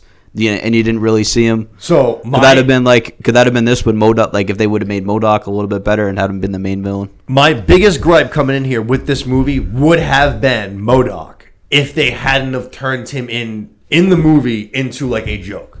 You know what I'm saying? They almost acknowledged how goofy it was. Yep. If they had tried to done that like as an actual main villain for the movie, then I would have been coming away saying that this was a fucking bag of trash. That's fair. That would have sucked. Yep. The only reason, like I said, the only reason why I came away and I was like, all right, I'm okay with what they did with MODOK was because they turned it into a joke kind of in the movie. The dick conversation, like, was he's like, look at me, like, I am a dick. It was funny. Yeah. And then obviously the way, I mean, spoiler alert again, but like the way that he died was hysterical. It was one of my favorite parts of the entire movie. At least I died in Avenger was fucking hilarious, dude. Yeah. And Ant-Man just like not being able to be like, no. Sure. Yeah. Sure. Yes, sir. I thought it was awesome. Yep. I fucking thought that was great. I really liked it. If they had tried to done that like more serious, it just looked terrible. As soon as he popped that like the gold cover off that mask, it looked so bad. Yeah. With the mask on, it looked kind of cool and shit. Yep. But it, like at the core of it, MODOK is a goofy character. Like I think it's another one of those examples that it doesn't necessarily translate to how good he is with the comics to how he is on the movie screen. Yeah, like even he's a better like comic book villain. However, versus like he's facing guys like Thanos and things like that, and like there's this small little goofy thing flowing around. So like it doesn't necessarily translate. I think he would have fucking fit like video game. Like actually, he's in the Marvel game. Like I feel like that works. Like animated. Yep, comic. Yeah, it's weird. Like I said, at the core, it's a weird fucking premise. You know what I mean? Yep. But the way that they did it, like I said, kind of almost making fun of it. I was like, all right, you guys are self-aware. I like that. Right. Same things with a lot of She-Hulk. You know what I mean? I like the self-awareness. So I thought it was funny. I definitely laughed a few times in MODOK. But altogether, I didn't have a whole lot of problems with it. Yeah. Got to be honest. I definitely was expecting one of either Hank Pym or Janet to die. I was very surprised. Yeah, Hank Pym was the one that I thought Hank Pym was definitely going to die. See, I thought I was a little bit more on... If I had to put chips in, I would have put more on Janet just because she'd already been there before and she kind of knew... I don't know. Yeah. Just seemed to me like she'd be the one, but... I expected one of them to go, and they both... Everyone came out of Dodge. Yeah. Altogether, this was a good movie. Like we talked about a little bit earlier, the end credit scenes were awesome. The Council of Kangs was fucking great. I mean, that would have been the best part of the whole fucking movie right there. That's what I'm saying. And at the end, he's like... I love how at the end, he's like, I defeated him, like... He did say that something bad's going to be coming, though. Nah, he's like, I got nothing to worry about. Like, it'll be totally fine. And then the end credit scene is like I said, you literally, you defeated him. You defeated one variant of him. And now it's fucking millions of variants. I'm not even totally sure they fucking defeated them either. Yeah. I'm not even totally sure. He looked like he just got sucked up into that core. That thing's so powerful. He's so powerful. Who knows if it just didn't like put him somewhere else? You know what I mean? Yeah. Right. And obviously, different timeline or whatever. And I was gonna say he's such an advanced version of Kang. He knew so much already. It's just like, you know what I'm saying? Yeah. Now the next time he's ready to go. You know what I'm saying? Yeah. It goes right back to that Loki conversation where I'm telling you, he was 10 steps ahead of that whole fucking conversation. Yep. I like this guy. This guy's my kind of villain. I'm all in on Kang, man. Like, there were a lot of Thanos fans. Like, you know, there were a lot of T guys back in the day. I'm a Kang guy. Yep. I am all in on Kang. Agreed. I like time shit. Like, Yep. I'm in. And the fight scene I thought was badass too. That got me excited for fucking. I think Creed's gonna be a fucking monster. Yeah. I think Creed 3 could be. Yeah. I think Creed 3 is gonna be fucking crazy good. Yep. I've seen some like early reviews already come out and shit, and they've all been very pleased with like Michael B. Jordan as a first time. I've seen a lot of like, wow, first time director Michael B. Jordan shit. Yeah. So I'm like, Jonathan Majors looks ready to go. Michael B. Jordan's the man. Yep. Like, let's go, baby. Good combination. Let's go, baby. A couple weeks away. It's already what, February 20 some shit? Yeah, March 3rd is when it's out. So, No, March 1st. Is it March 1st? Yeah, same day as Mando. Mando and Creed, same day, March 1st, baby. So yeah, you got probably 2 weeks. Let's go, baby. I'm very excited. Can't wait for that. It's going to be a big, big day. We're going to have Last of Us, Mando, same time, Creed. Beautiful. See, like that's when we'll be in it for our next episode. Beautiful.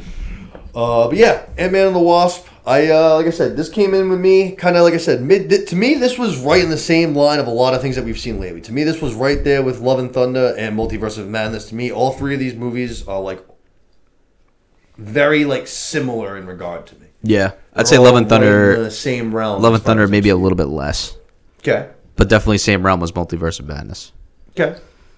Just because, like I said, that like I still can't take away how much that they didn't use Christian Bale the way that they needed to. Yeah, I hear Like you. his character was very good and all that. Yeah, no, for sure. I definitely did not hate Love and Thunder the way that some people did, but I enjoyed a good portion. Yeah, I I didn't like. better, but Yeah, it was just disappointing more than anything. Yeah. Like you had Ragnarok that was so good. yeah, And then this one was nowhere close to Ragnarok. yeah, definitely ways off.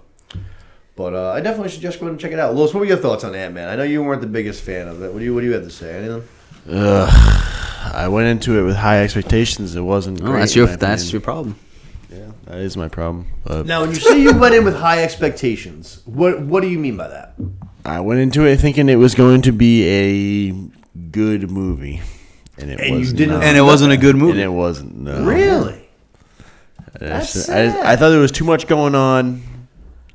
Like you said, you could literally have done anything with the quantum realm. What they did with it wasn't my They bag. did make it very Star Warsy. Yeah, I mean, very Star Wars. And Bill Murray was useless. That's true. That was Useless. that You was- could have put any bum in that fucking in that character. And Yeah, I'm not going to sit How here much and did say Bill Murray it's get like paid I'm for not that? giving it a 48 like you guys said, like not even close. I'll give it I'll give it a C. Like it was just I don't know. I was expecting more out of it. It was visually pleasant to look at a few different times, but I didn't feel like they did much with what they could have. My big thing that I was saying is that like to talk about Janet's character is like, couldn't this have all been prevented if she just like said something?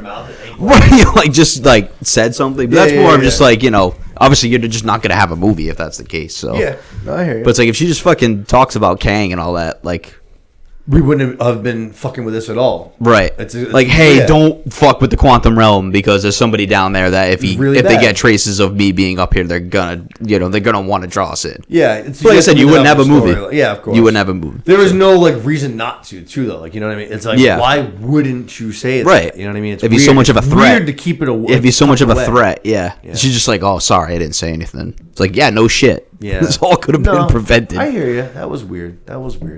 I thought the jokes were good. The jokes landed. I did miss the crew though. There, like Michael Pena and the actor that plays the Polka Dot Man, and then isn't it T.I.? he's Yeah, the- T.I. Yeah, Yeah, T.I. was in it, yeah. Those three guys. Polka That Dot Man was funny. like the Russian guy. Yeah. And then even the stepdad too. The stepdad was Yeah, always he's funny, decent too. Yeah. But they were all kind of cut up, and I still thought the jokes landed. And then I liked the recast. We recasted the daughter there, and I thought that was good. Yeah, she was fun. There's been cheesier like Marvel stuff recently in terms of the jokes and stuff. Yeah. I thought this stuff was a little bit funnier. Yeah, no. like I said, I like the girl that played Cassie. She's from a couple things, Detective Pikachu and Freaky, and a couple of other things. But I liked her. I like so far. I've actually been I feel like a pretty strong defender. Like I actually liked.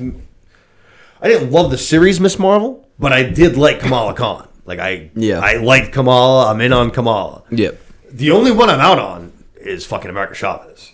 Still, like, she's terrible. Out, like I mean out, and I'm all out. Yeah. Like, I can't bash it enough. I hate it. Yep. But again, no, I'm like, all right, I'm in on this girl. I like this new Cassie. But yeah, no, go check it out. Go check out Ant-Man. It's a good movie. Don't listen to fucking people online. They're dumb. Go check it out. Don't listen to me. Well, tell us we're wrong. You know what I mean? Maybe me and Seth are dumb. You know, who knows? No, it was definitely possible. It was definitely based off of my expectations. I'm very much looking forward to Kang as well, and I wish we had more of him in that movie. So, see, I thought that there was plenty of Kang. Yeah, the I amount thought of Kang there was was fine. plenty of Kang. Yeah, I agreed. Honestly, like if there had been, I'm being dead ass, if there had been too much more, I honestly think it would have started almost in a way feel a little weird. Yeah. You know what I mean? Yep. But I feel like he had to have done 45 minutes on screen. He had to have. Yeah. Between like the flashbacks and then he had to have done 45 minutes. Yep. And people, like some people were saying that they didn't think he was like almost like intimidating enough to be the big bad and stuff. I was like, I don't know, but again, it's man. one variant of him.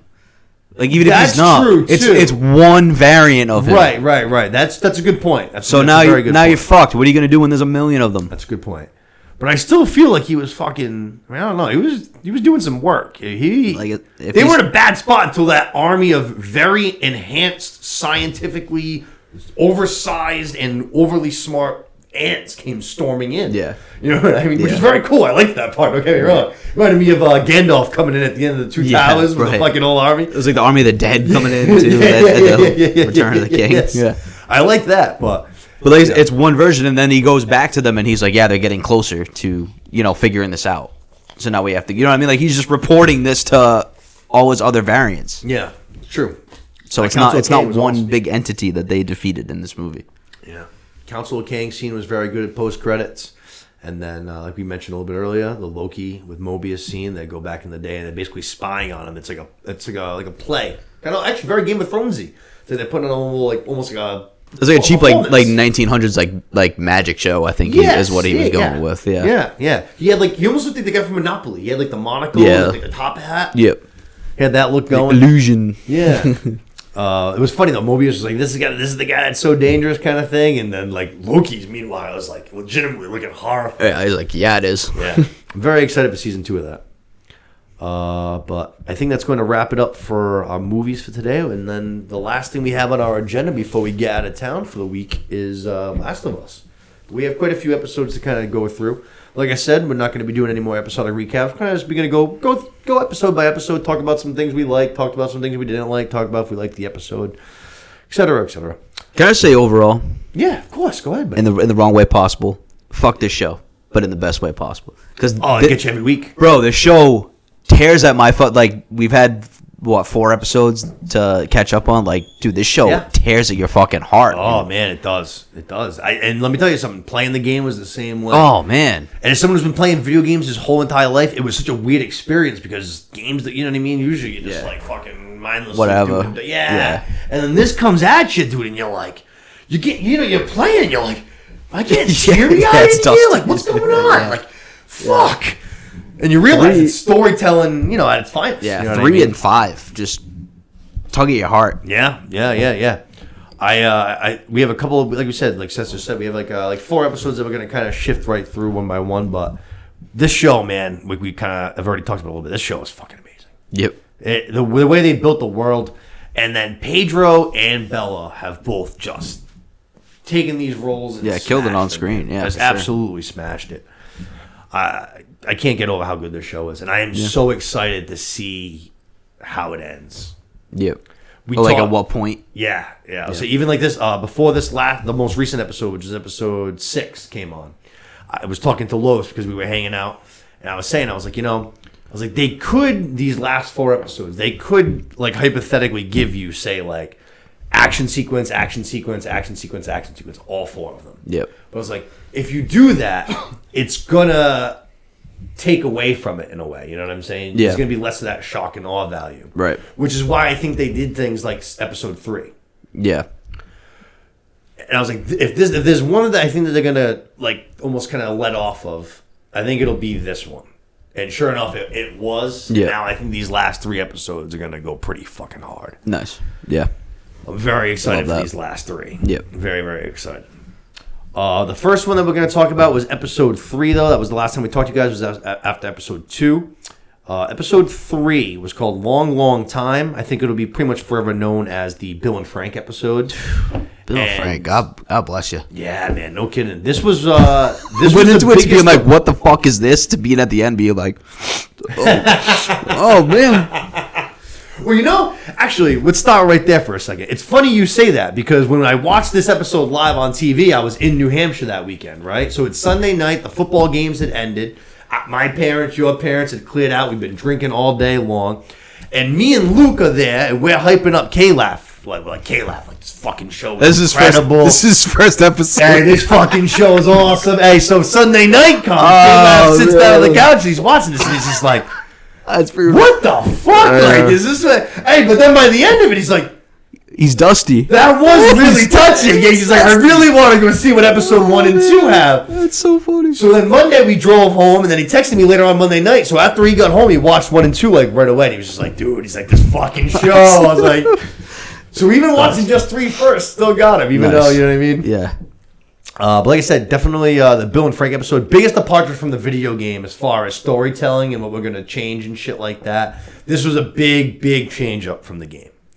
But I think it worked. I think it was good for sure. Oh, very good. Yeah. Yeah. I'm just saying, like, so there was. Don't get me wrong. There was some really good Ellie Bill stuff that they could have done. Them two being on screen together because they're very they're like thunder and lightning. You know what I mean? They're like conflicting personalities, but you can't help. It's hysterical. You know what I mean? It's chaos. Yeah. So there was some stuff that they could have done that was in the game that was really good, but they ended up deciding to go a different way. And I think it worked really well. I think it was awesome. I think it was really, really good to almost take a little break from what we would do. Yeah, that's why it was so good. It was a change of pace, but just an awesome change of pace. You were able to experience almost the entire timeline from a different, almost from Outbreak Day right through to present day, from a totally different outlook than what we've seen. Yeah. Great performances. And you needed that pause. Like I feel like you can't have your foot on the gas.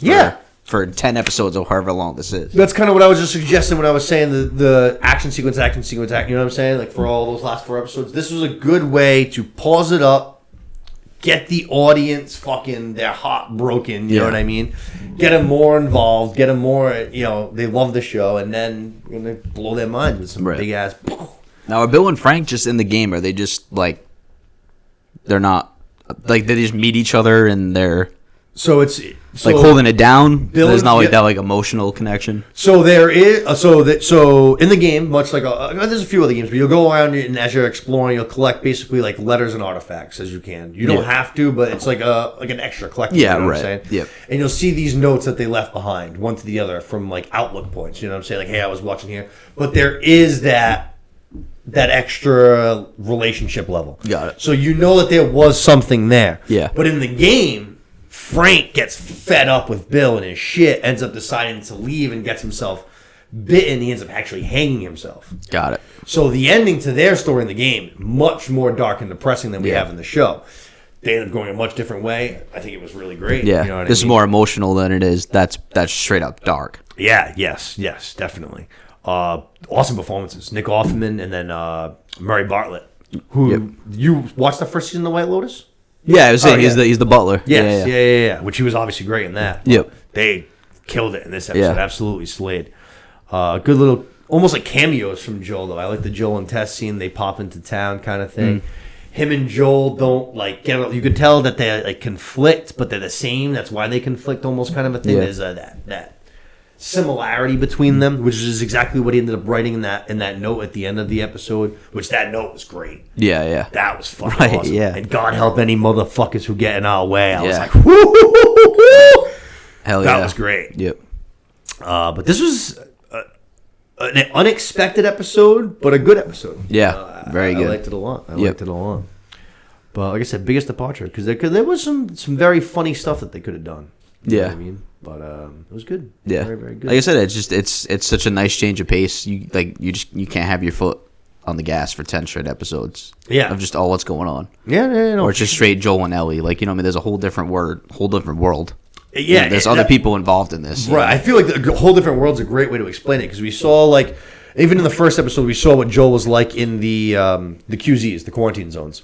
And like what that life was like for him, he was literally like digging holes for bodies. You know what I mean? That was his day work, or digging shit holes. You know what I mean? Yeah, that was his day labor.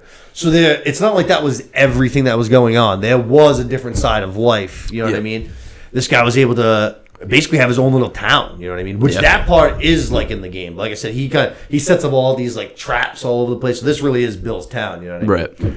But I liked all that shit. They were able to grow their own crops and all that shit. They were turning over stores so that basically they could almost like go out shopping for the day. Yep. Just kind of give them somewhat of real life experiences. Yeah. It was a fucking heartbreaking episode, man. I was fucking It was a touching episode. Very, very, very, very touching. They did a great love story episode.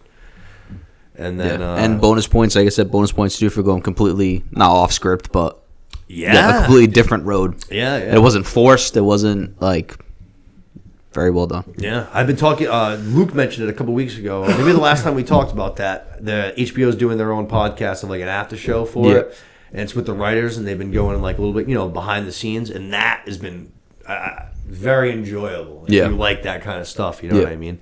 Very, very, very behind the scenes, but Neil Druckmann was basically saying, like, I got a call from the guy who wrote Chernobyl. I can't think of his name, but he basically called him and he was just like, hey, how about we do like this instead? And Neil was basically just like, that's fucking nice. Awesome. Yeah. But episode 3 was really good. Episode 4, Please Hold to My Hand, was one that wasn't as well perceived following episode 3 because of how well loved it was. But I, as a player of the video game, fucking loved episode 4 because I felt like this was so much of why I loved the game. It was the bonding experience. While the game is fun and stuff, the little dialogue in between is what's so great. Him and Ellie, you know what I mean? Him slowly breaking down those walls, her chiseling at them. You know what I mean? And I feel like there was so much to that in this episode. So many Easter eggs. Was it? Yeah, there was so as far as just like not even Easter eggs as so much as just like direct sequences. You know what I'm saying? Like just straight plucked. Yeah, there was one I got to ask you about in the next one. I feel like it's got to be an Easter egg. Okay, I'll ask you about it in the next one. But I know, like I said, people didn't like this much as much coming after 3, but I fucking loved 4. Yeah, I thought 4 was fucking awesome. Yeah, it was good to get back on. Not saying the last episode got you off track, but it was like you had that little bit, the thick of things. So maybe that drew that group of people in. So maybe that's why it wasn't like critically perceived as much as it was the last one. But it's like, that's on you if you thought that you just hopped in on episode 3 and thought this is what it's going to be. Right. It's still ultimately Joel and Ellie. Actually, did you have any thoughts on episode 3 before we move on? Now that I think about it. No, you guys pretty much covered it. You liked it. You were a fan though. Yeah. No, great episode. All right. So actually, right, I was saying with kind of like the Easter eggs and plugging things out. Like right at kind of the start of the episode, we were traveling in the truck with Ellie and Joel, and she finds the cassette. Yeah. And Joel's just like, oh, this is even before my time, but this is a classic. And then he pops that shit on. Then she finds like the gay porno mag. She's shuffling through it. She's like, oh, why are these pages all sticky? You know what I mean? Yeah. And she's like, oh, I'm just fucking with you. I just want to see what I'm fussed about. All of that shit, like that entire sequence is just uplifted from the game. Yeah. And that's why I said that this game is next level, because the writing is that good. You know what I'm saying? They didn't even feel the name or the obligation to change a single word or anything. It was all just straight dialogue, uplifted and plucked, right? Yeah. It was awesome. Yeah. So I guess someone like who's played the game so many times and loves it, I was just sitting there just like, you know what I mean? I was like, this is great. Yeah, I love it. I love the one where he's talking Ellie's asking him the joke about like the scarecrow. Why was he like the... Yeah, so Ellie finds the pun book, which is great. He's got this shit-eating grin on his face, and he's like, because he was the best in his field. And he's like laying down, so he just looks over and smirks. Already knew it. I thought that was wicked funny. Yep. So you can tell there's a couple times. So she like starts the episode with the pun book, then there's that one with the scarecrow, and then at the end she kind of brings it back. But you can see that even before this whole outbreak, like this was very much Joel's sense of humor. Yeah, he was the pun. He like the dad jokes, the pun. You know what I mean? He was the pun guy. Yeah. he fucking knew that answer. And she even said, she was like, did you read this? And he was just like, nah, but Yeah, this it's like the shit eating. Yeah, this was my shit back in the day, girl. Yeah, you know what I mean? right. You could tell he loved You ain't it. fooling me on a pun, though. I'll tell you that much. Yeah. There was a few other ones, too. The coffee. Joel found you get the coffee grinds. Ellie was all, there was a couple times in the game where you find out, like, Joel traded, like, just obscene, like, say whatever, ammo, medicine, all kinds of crazy shit back in the day for, like, a bag of coffee. Oh, really? Nice, yeah. But there was, like, this huge thing, and he constantly was telling her, like, Ellie about it, like, in the game, and then when she finally has, like, a sip, she's just, like, spits it out, and she's just like, what are you doing? Yeah, right. Yeah. Insulted. Yeah. She's like, that's gross. That's what you've been talking about this whole time. And he's just like, dude, that's like a mouthful of coffee. Like, I'll never get back again. Yeah, now, you know what I mean? yeah. We're in an apocalypse. That mouthful of coffee could have been in my mouth if you had not ruined it. Not wasting it on you anymore. That's for damn sure. But that was all great stuff to start the episode. So that all got me going right away. I was very giddy. You know what I mean? And then we get to the ambush, which was awesome. Yeah. The ambush was like, this whole episode was so much from the game, which is probably why I liked it so much. It was a big one for the gamers. Yeah. Because even the ambush scene, so much of the same thing. Yeah. Actually, you know what? There was one thing that they should have taken from the game that they didn't. It's just as they see they're driving in the truck or whatever, the guy approaches, and Ellie goes like you gonna stop and help him? And in the show, Joel just goes no, and he says like buckle up. Do you have the option? In the game, she goes, are you gonna help him? He just goes, he ain't even hurt, and he just like throws it in, and you just see him go, and like you know what I mean? Yeah. Oh, dude, it's good. I was like, I was almost because of how much they've done it. I was expecting him to do that. Yeah. I was like, that's one of those times where you should have done it, because that line in the game is fucking great. Yeah, that's a good line. I mean? Yeah, that's a good one. He ain't even hurt. He knows it. He ain't even hurt.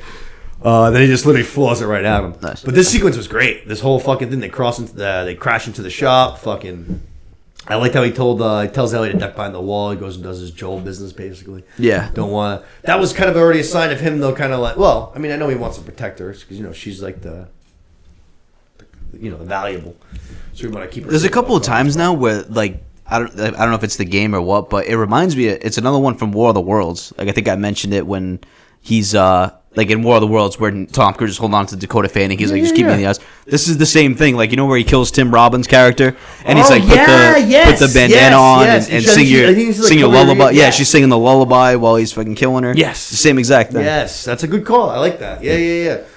Like I was saying, even though, he wants to protect her, it seemed like a little bit more than that to me. He was like, "Can I get? You don't want to. You don't need to see this. Exactly. Yeah. Right. Maybe like human on human. You don't need to see human on human killing each other. Yeah, because this is that first run-in with basically whatever you want to call them, outlaws, bandits, whatever. Yeah. But this was a pretty dope ass scene. Joel takes care of business, and then he kind of fucking at the end there's one guy who basically kind of gets the jump on him basically, and it looks bad for Joel for a second, which is when Ellie finally comes out. She ends up taking care of business, saving Joel's life, pops him, and that was like a big scene because that was like a little bit of a change up from the game too. So they kind of mashed a few things together, but. So she goes Joel goes running back behind the wall. So like she's not almost ready, because he didn't die right away. That guy that she shot. Yep. So she's not like, you ready for all of that? Like I'll take care of it. Like even he's still trying to protect her, even though she just saved his life. It was a good scene. It was a good change up. I liked it. It was different because in the game, like Joel, the show version of Joel is definitely a little bit softer. Is he? Than the game version. Yeah. He just handles it all in the game or most of it. I'm saying a little bit harder, like emotionally. Oh, all right. So, they're so the same kind of sequence happens where Ellie saves his life in the game and shoots this guy, right? But when she does it, he at first, initially, like right afterwards, like isn't like thankful, like isn't like, oh, sorry you had to do that, thank you for doing it. He's just like, I'm happy I didn't get my head almost blown off by some damn kid. Like I had it under control. Yeah. He's still kind of thinking he still had it. You know what I'm saying? Later on is when he's like, I was wrong. You were right to step in. Thank you because you did. I did need you. You know what I mean? But I like this little change up. You know what I mean? It was good, and then it's obviously what ends up kind of getting her gun kind of at the end of the episode. Earns her stripes. Yeah, which was a good little moment. You know what I mean? That was like the first father-daughter moment. Yeah, definitely. Teaching her something. Yep. But I thought that was fucking good. We got introduced to Melanie Linsky, who is Rose from 2.5 Men. Yep. She was playing Kathleen.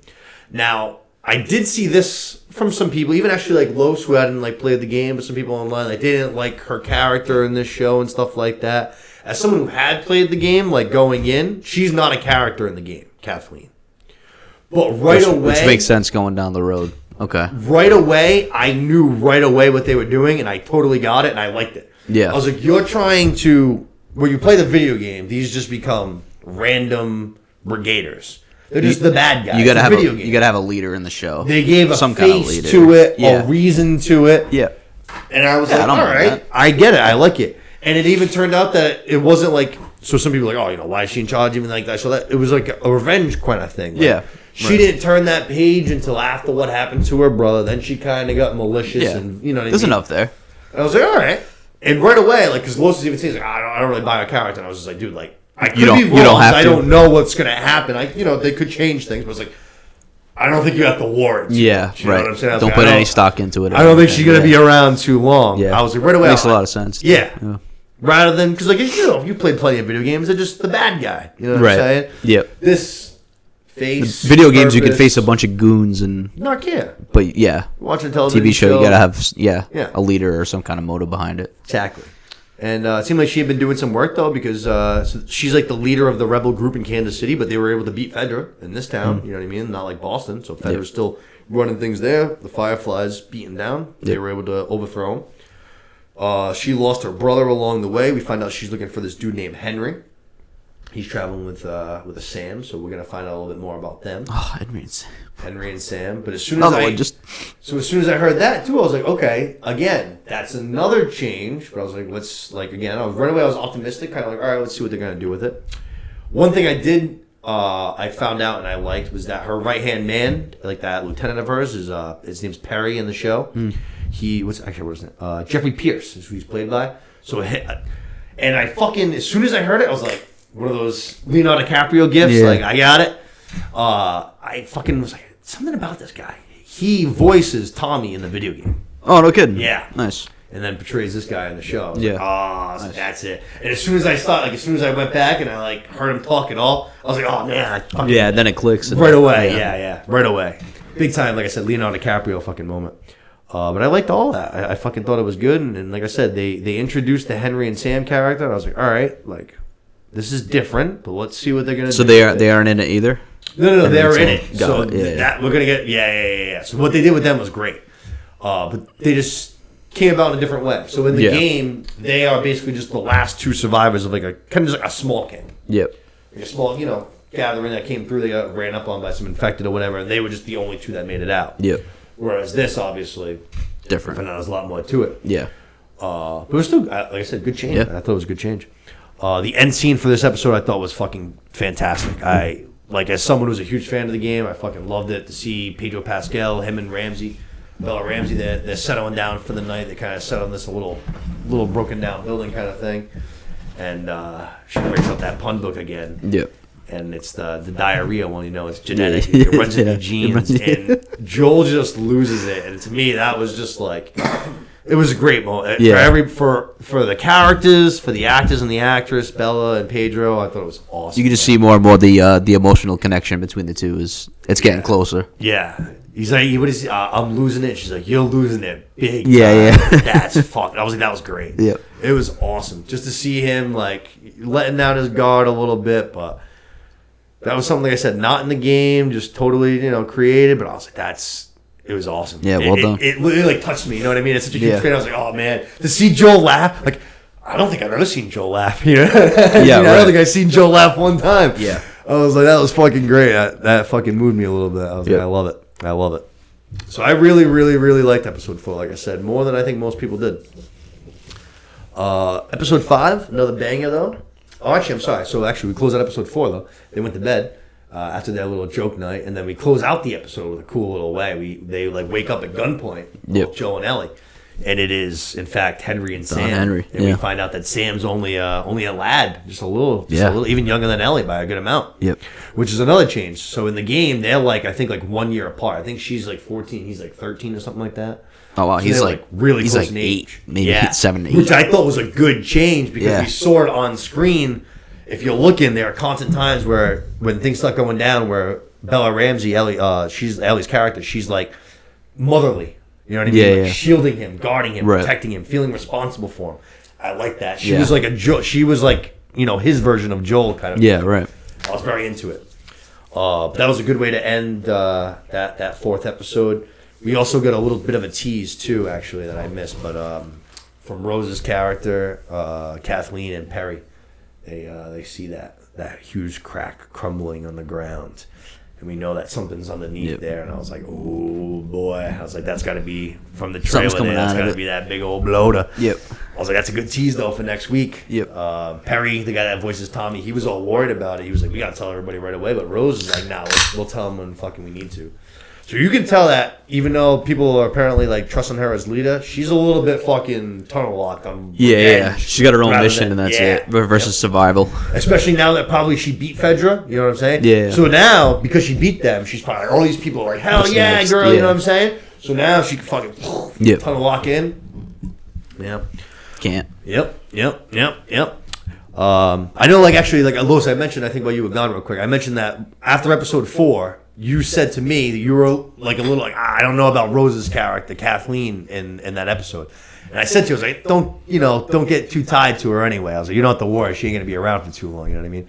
In hindsight now, you get what I'm saying? Like, she was kind of just more like nah, for sure. Because if you're playing a video game, you just have bad guys. You just got to kill the bad guy. You're watching a show, you would like a little bit more than just they're the bad guy. Yeah. So they were kind of creating a little face to hate kind of a thing. Episode 5, Endure and Survive. Big tag right from the game. This is a big motto, that almost a mantra, if you will, that we carry around with us. I think I like this episode more than the next one. I love this episode. I think 5's my favorite. Yeah, I think this one was 5, awesome. 5 might be my favorite. This is, I'd probably say, like the Sam and Henry episode. And this was another one that changed. So this storyline, right? Like it ends the same way. Like, so you have Henry killing himself and Sam dying because he was infected, and Henry having to kill him. It's so fucking heartbreaking. Like, right. So it's like you're going in. If you've played the game, you're going into this, and you're like, all right, you know what you're in for. Like, it's gonna be sad. Like, you know what you're getting yourself in for. Yep. They fucking made it sadder where it happened, and I was fucking sad all over again. I was tearing up all over again for this episode. Yeah. I was like, dude. I was like, I already know what's gonna happen, and I felt so bad when it happens. We took this poor kid, Sam.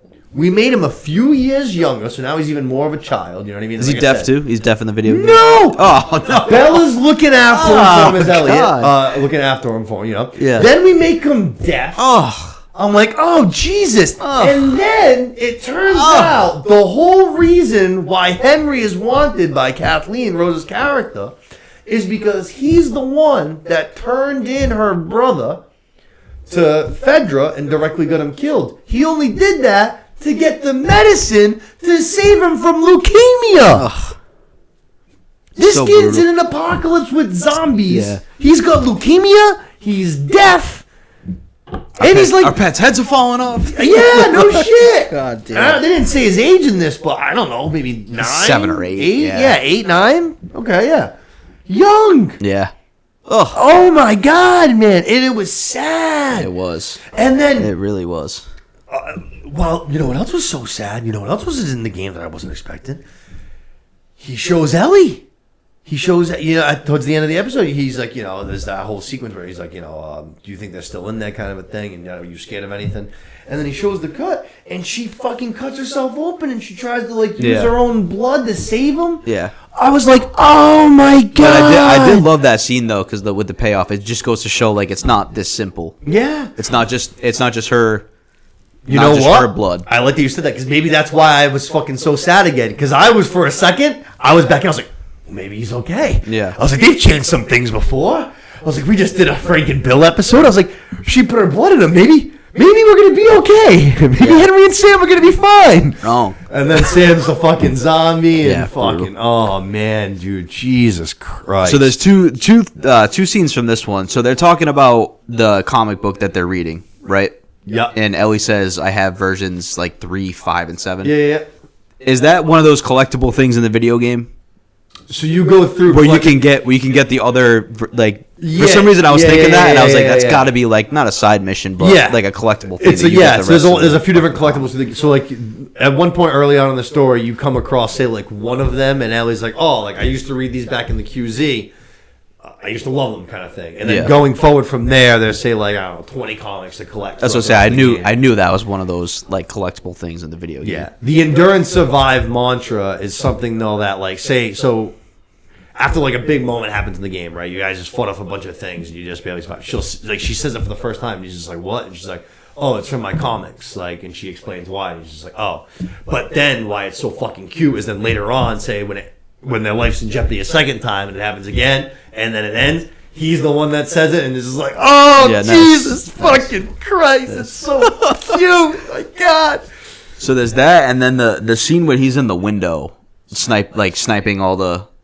Like, you know, all the fucking zombies or whatever, and then the bloater. Like, that's got to be a mission in the game, so right? That is. You're definitely Joel in the window sniping, like having fire cover for Ellie and all them to escape. Yep. So what was crazy was... All right, so actually, I guess a little tiny bit before that, another thing that I liked about this episode was I thought they did a great job of sleight of hand, kind of, where they did something that was very common, where they explained the plan and what they were going to do, and Henry explained how, like, the infected were... trapped on the ground, but then they cleared them all out, and it's just like there'll be one or two, like you'll be able to take care of it. You've heard that in so many things, and then when you get down there, there's like 50 infected, and it's like chaos. Right. So I felt like as soon as I heard that, that's what you were expecting. You know what I'm saying? Yeah. And then we got down there, and there was nothing. Yeah. I thought that was great. Yep. Like you got to struggle through maybe one or two, but there was straight up none of them. Almost put you on guard, and then it was a nice, peaceful scene where there was like this underground school and this underground like home and stuff. There was a good Easter egg where they showed that the drawing. It's the story of Ish, but Ish was basically like this. I think he was like basically like a security guard kind of a thing, and he like was by himself at first. I can't remember what it was. It's like a mall or an aquarium or some shit like that. But he was at first by himself, and then there were there was this family that went by, and he was able to see it on the security cameras, and like you could tell that like they probably hadn't eaten in a long time, battered and bruised. So he ended up letting them in, and I think they let in like a second family. So you're collecting all these stories, you know what I'm saying? You're reading it, and it says like, hey, we let these people in. He basically started this whole little community of like 12 or 13 people underground, like fed them. He was growing plants and stuff like that. Yeah.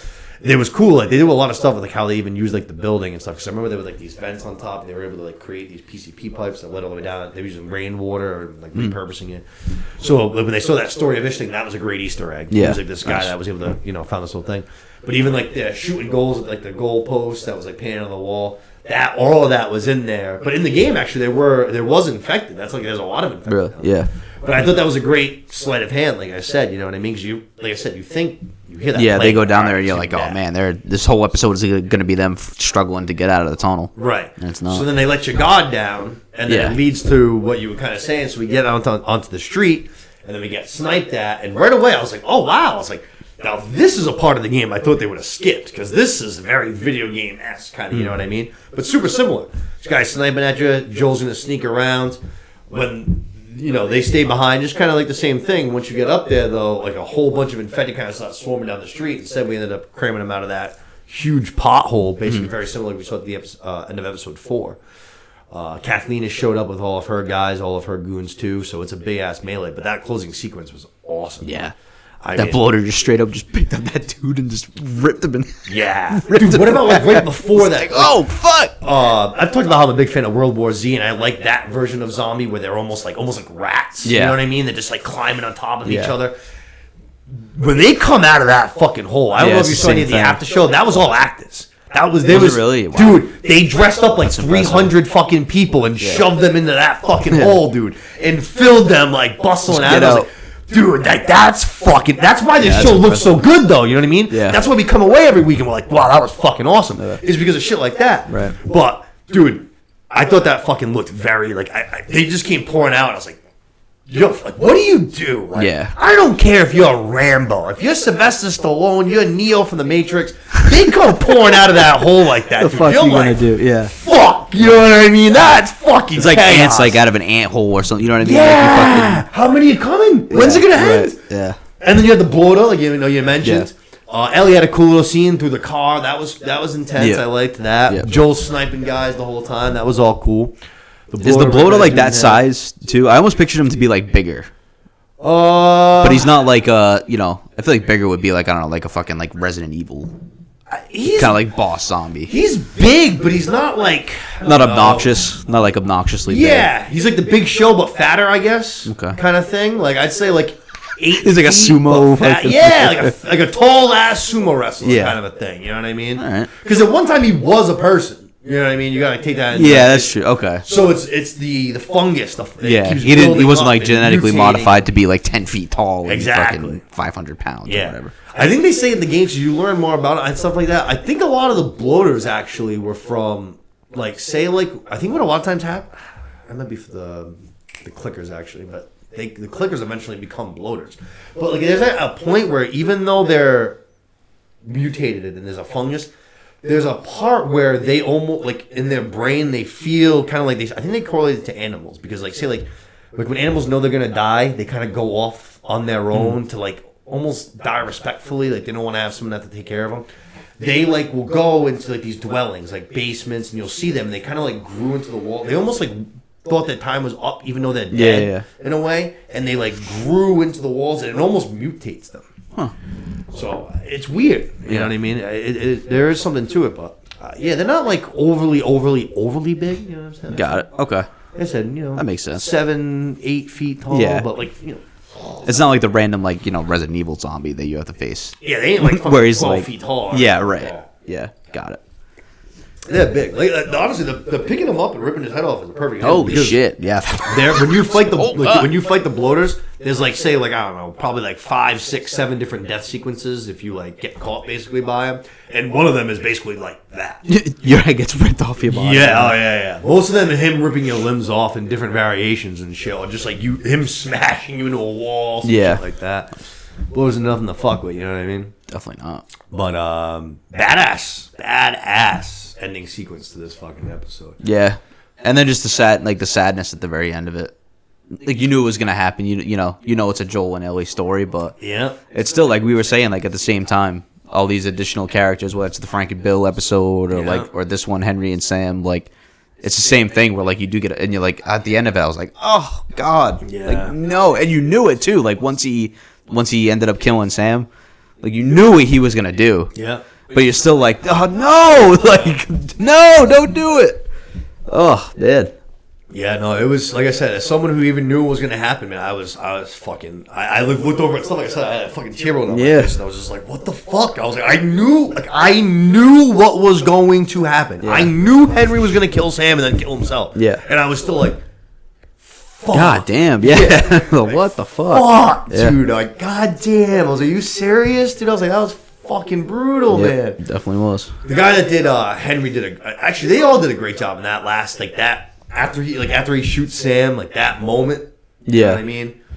Because even in the game, it's like they did it a little like very little bit differently, and it's very impactful too. But they did it differently. And it was still Like I said, I feel like Joel knows what he's gonna do too.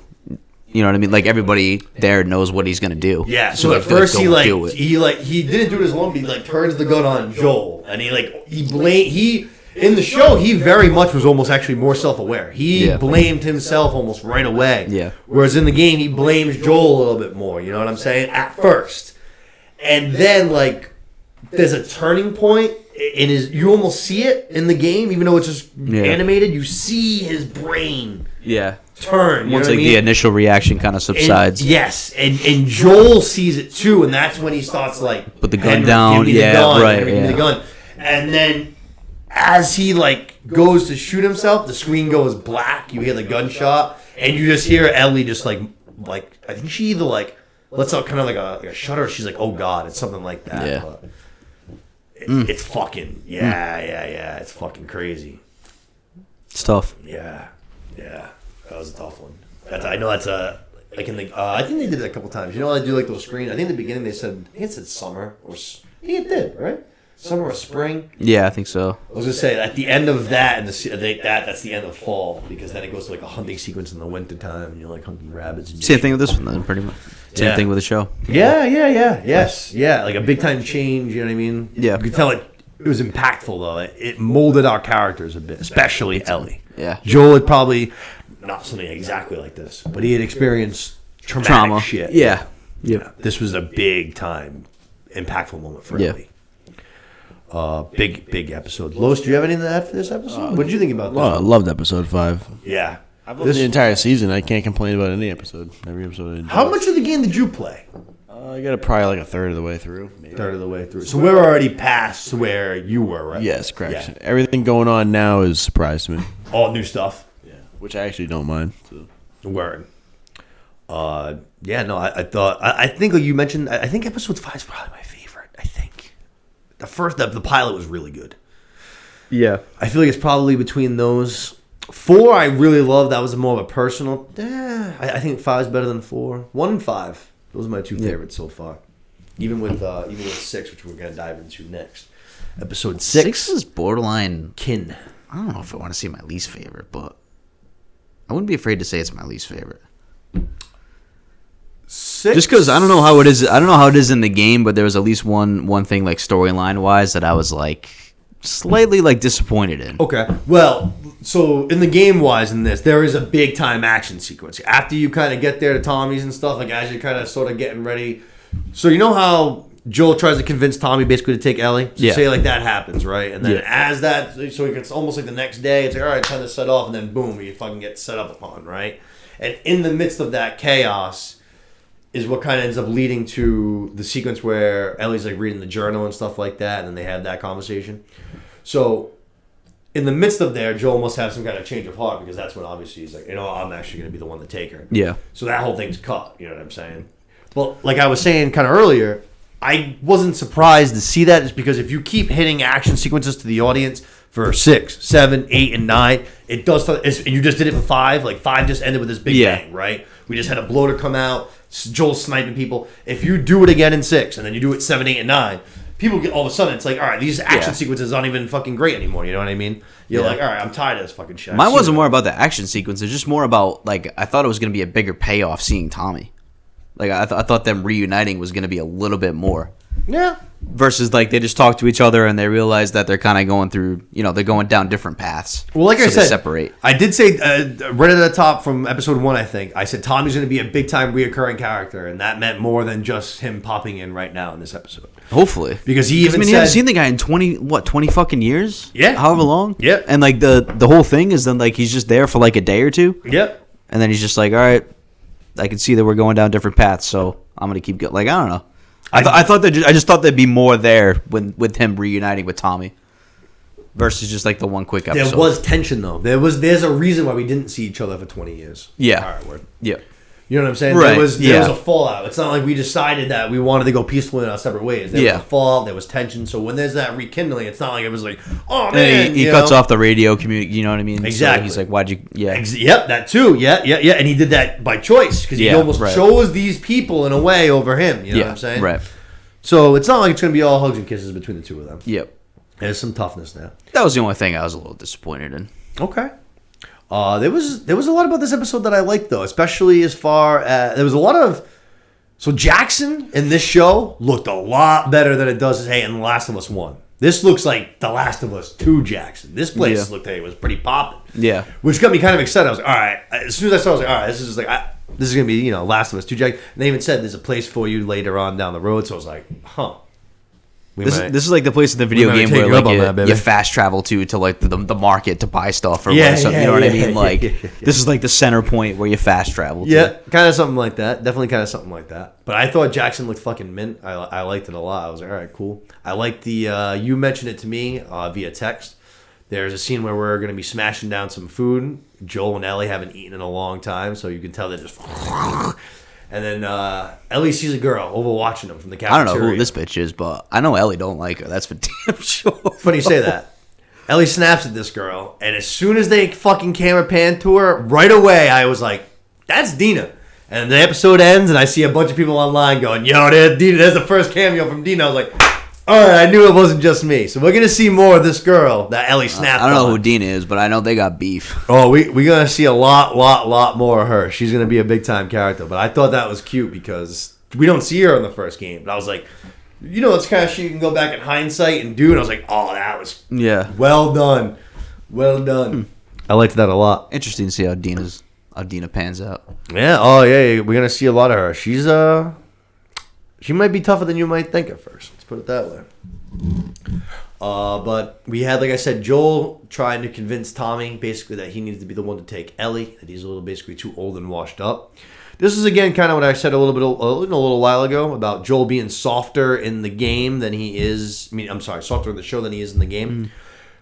Because in the game he does ask Tommy to do the same thing, but he doesn't do it to this way. You know what I'm saying? Pedro Pascal did a great job in this scene. I thought he was awesome. Yeah, it might have been his best Very acting. touching. Yeah, it could have been his best acting in the whole series. Yeah. You might be. Yeah, like probably. he knocked it out of the park in terms of his acting for sure. Yeah. That wasn't my issue with it at all. Like I said, what did he say that? He was like, every night I dream, and he was like, I fail her even in my dreams, and he's like, every single night I'm failing even in my sleep. I was like, that's tough. Yeah, that's fucking brutal. Yeah. But no, like I said, a little bit softer. He's just a little bit. This Pedro Pascal Joel is a little bit more in touch with his feelings than our actual Joel is. Does he have those kind of things where he's having like a panic attack almost? That is fucking new. I have no idea what the fuck that is. Yeah. I have no fucking clue what the fuck that is. I have an idea of why we're doing it, but it ain't gonna fucking help, bro. It's original. Got it. Yeah. Okay. Yep. Yeah. You're a smart guy. You could probably put something together. But let me tell you something. Like I said, that's something new. And as soon as I seen it, I was like, I can think of a reason why they're doing it, and it ain't gonna work. Yeah. It ain't gonna fucking work. That's fair. But this episode was good. It was definitely a little bit. I guess you'd call it a filler. Yeah, if there was a filler to have in the 6 episodes, this probably be the most. Yeah, this one and this two. This and 2 are probably my 2 least favorite. I would say so far. But I still enjoyed it. Yeah, the biggest takeaway you could have is that they officially now I think have that emotional connection now. Definitely. Where it was kind of like building up, or you had different storylines where you kind of went away from it a little bit, but not like the ending and the payoff with this one kind of confirms that the emotional connection that they have is it's official now. Strong. Yeah, right. That the scene when she's she's like reading the journal and like Joel finds her and she's like, this is all they had to worry about. She's like, I think it was like clothes and boys. Like that's another thing that's like directly uplifted. And that's like a big moment, like in the game, So she realizes that like he's almost trying to pass her off. That's like the scene when she's like, everyone to this point in my life has left me, whether they've died or they just left me by choice. Yeah, everybody except for you, and now you're doing what everybody else did. Yeah. And it's that turns Joel. But again, that scene was up like verbatim, word for word, uplifted. The journal uplifted, verbatim, word for word. I was just like, and then the last episode too, she talks about how like her biggest fear is like she's like, are you afraid? And she like talking to Sam, and she's like, yeah, just like my biggest fear is just being left alone. Yep.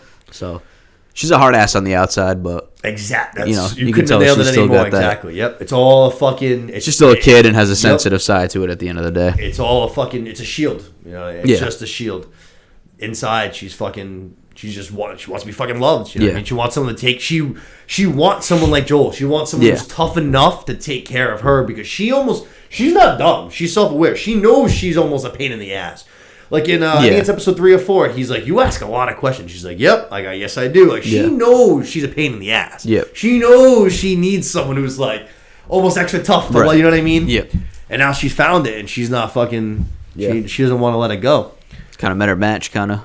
She met somebody that can kind of level out that pain in the ass. That's a good way to put it. Way you want to call That's a good way to put it.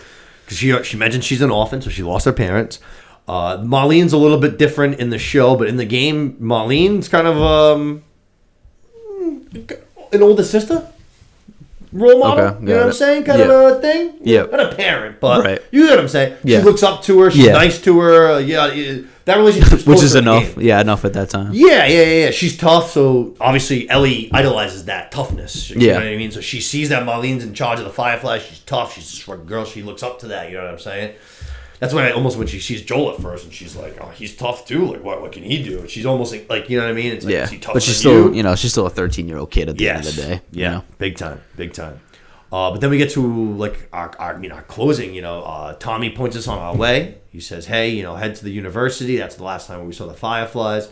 Which, when this was happening, while I was watching, I was like, "Yo, like, what? This episode needs to wrap." I was like, "This is next week. Like, how are we doing a secret episode that's 2 hours long? Did I not get a memo? Or what's going on here?" Yep.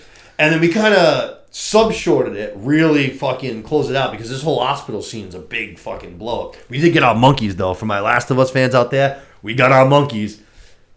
We're going to get our giraffes. That's the question. What's that now? Maybe. We got our monkeys.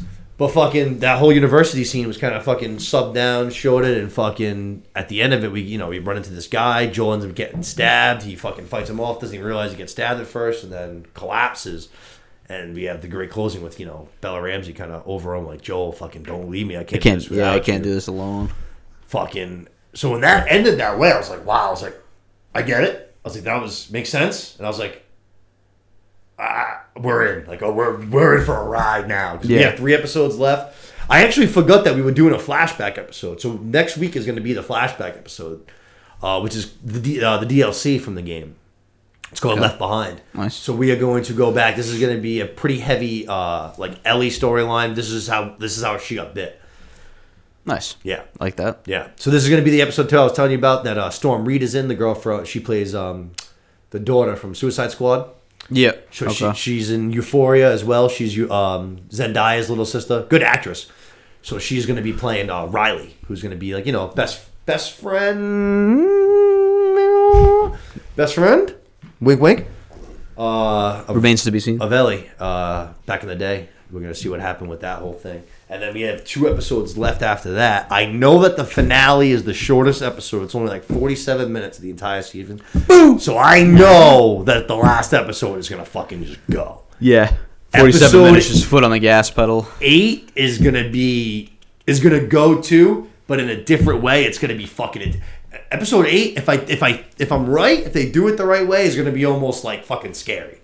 Like, not that the clickers and bloaters haven't been scary, but this one's going to be like a little bit more like your heart's going to be kind of racing and stuff. Yeah. So I think what we're going to do is we're going to do flashbacks for this, and then when we come out of the flashbacks, set it up episode 8, Joel should be like hurt, basically, like wounded, and we should be. It should almost be like another Ellie episode, but she's going to be like, all right, I have to fix Joel. You know what I'm saying? We have to, if we're going to carry on, I got to get some medicine. She's going to have to venture out. Probably the end of this next one is that Joel kind of wakes up, or you know what I mean? Like, you find out he's not dead. Yes, I could actually. Yes, that would be perfect. You know what? Because he's not dead. Without giving away too much. Yeah, no. Like, come on now. Pedro Pascal didn't die like that. Right. But yes, that'd be a perfect ending. We see like all flashbacks this episode, and then like Pedro Pascal like wakes up and he's looking around, and Ellie's nowhere to be seen. Yeah. That could work. I like that it. Could definitely work. But good episode, man. These are all good episodes. Good content, man. yeah. Good episodes. 100%. This show has been.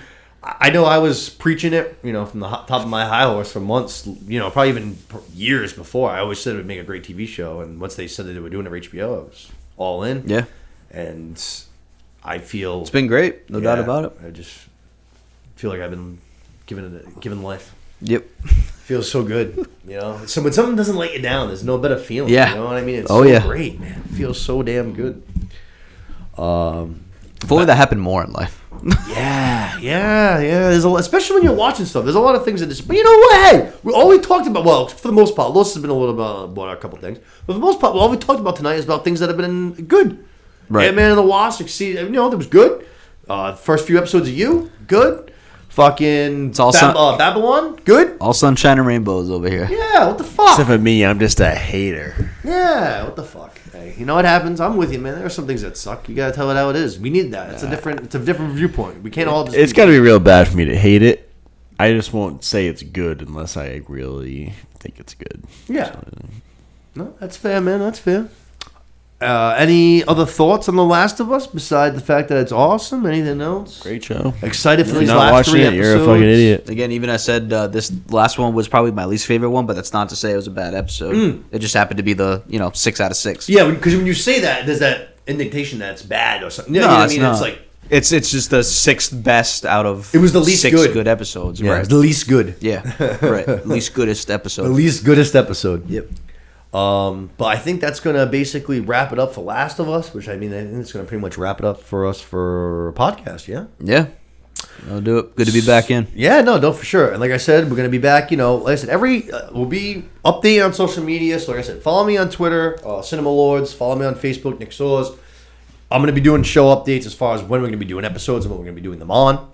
So, but we've been hinting at, I would say probably right after the beginning of March. So I think March 1st is probably Thursday or Friday, right? That's when Creed's it'd out. be good because you got a Creed review. You can talk about Mandalorian, Creed, and then you got probably the penultimate I think Last 2 of Us more episode. episodes of Last of Us, was it?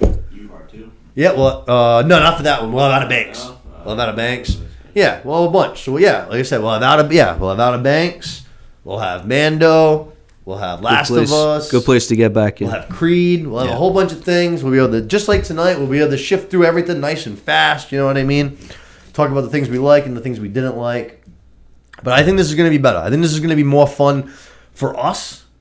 You know what I mean? Less, like I said, not to say before it was a homework assignment, but it's less of a job. Exactly. I think, and now it's easier. It's easier to shift through a whole bunch of things than it is to spend a lot of time on one thing. You know what I mean? So Agreed. I think we're in a good shape, and I'm glad that this is what I decided to do, because I would have been sad if we decided to end things. You know what I mean? The show goes on. Yeah, the show does go on. The show goes on. But good show tonight, boys. I thank you guys as always for being here with me, Mr. Kalos and the ones and twos. Couldn't have done it without you, sir. Good to see you. Thanks for having me. Yeah, man. It's been I know you've been busy with your new job. It's been tough to get you out here in these streets. Yeah, you gotta yank me. You gotta pull me out of the streets. Get me in the studio. Yeah. One thing A bag of popcorn and back in the studio. I'll have to talk to you guys about, because I know we're talking about limiting down on shows and stuff. I'll talk to the two of you guys about it, because that's something different. But we'll have to figure out if we still want to do an award show or our own Oscar show or not. If we want to dabble with that or not. We'll For sure. Give me a Golden Globe, baby. All right. Yeah. Maybe we can still set that up then, because those are those. Thing, but it's all right. Those are give me the Academy Award. Academy Award goes to those.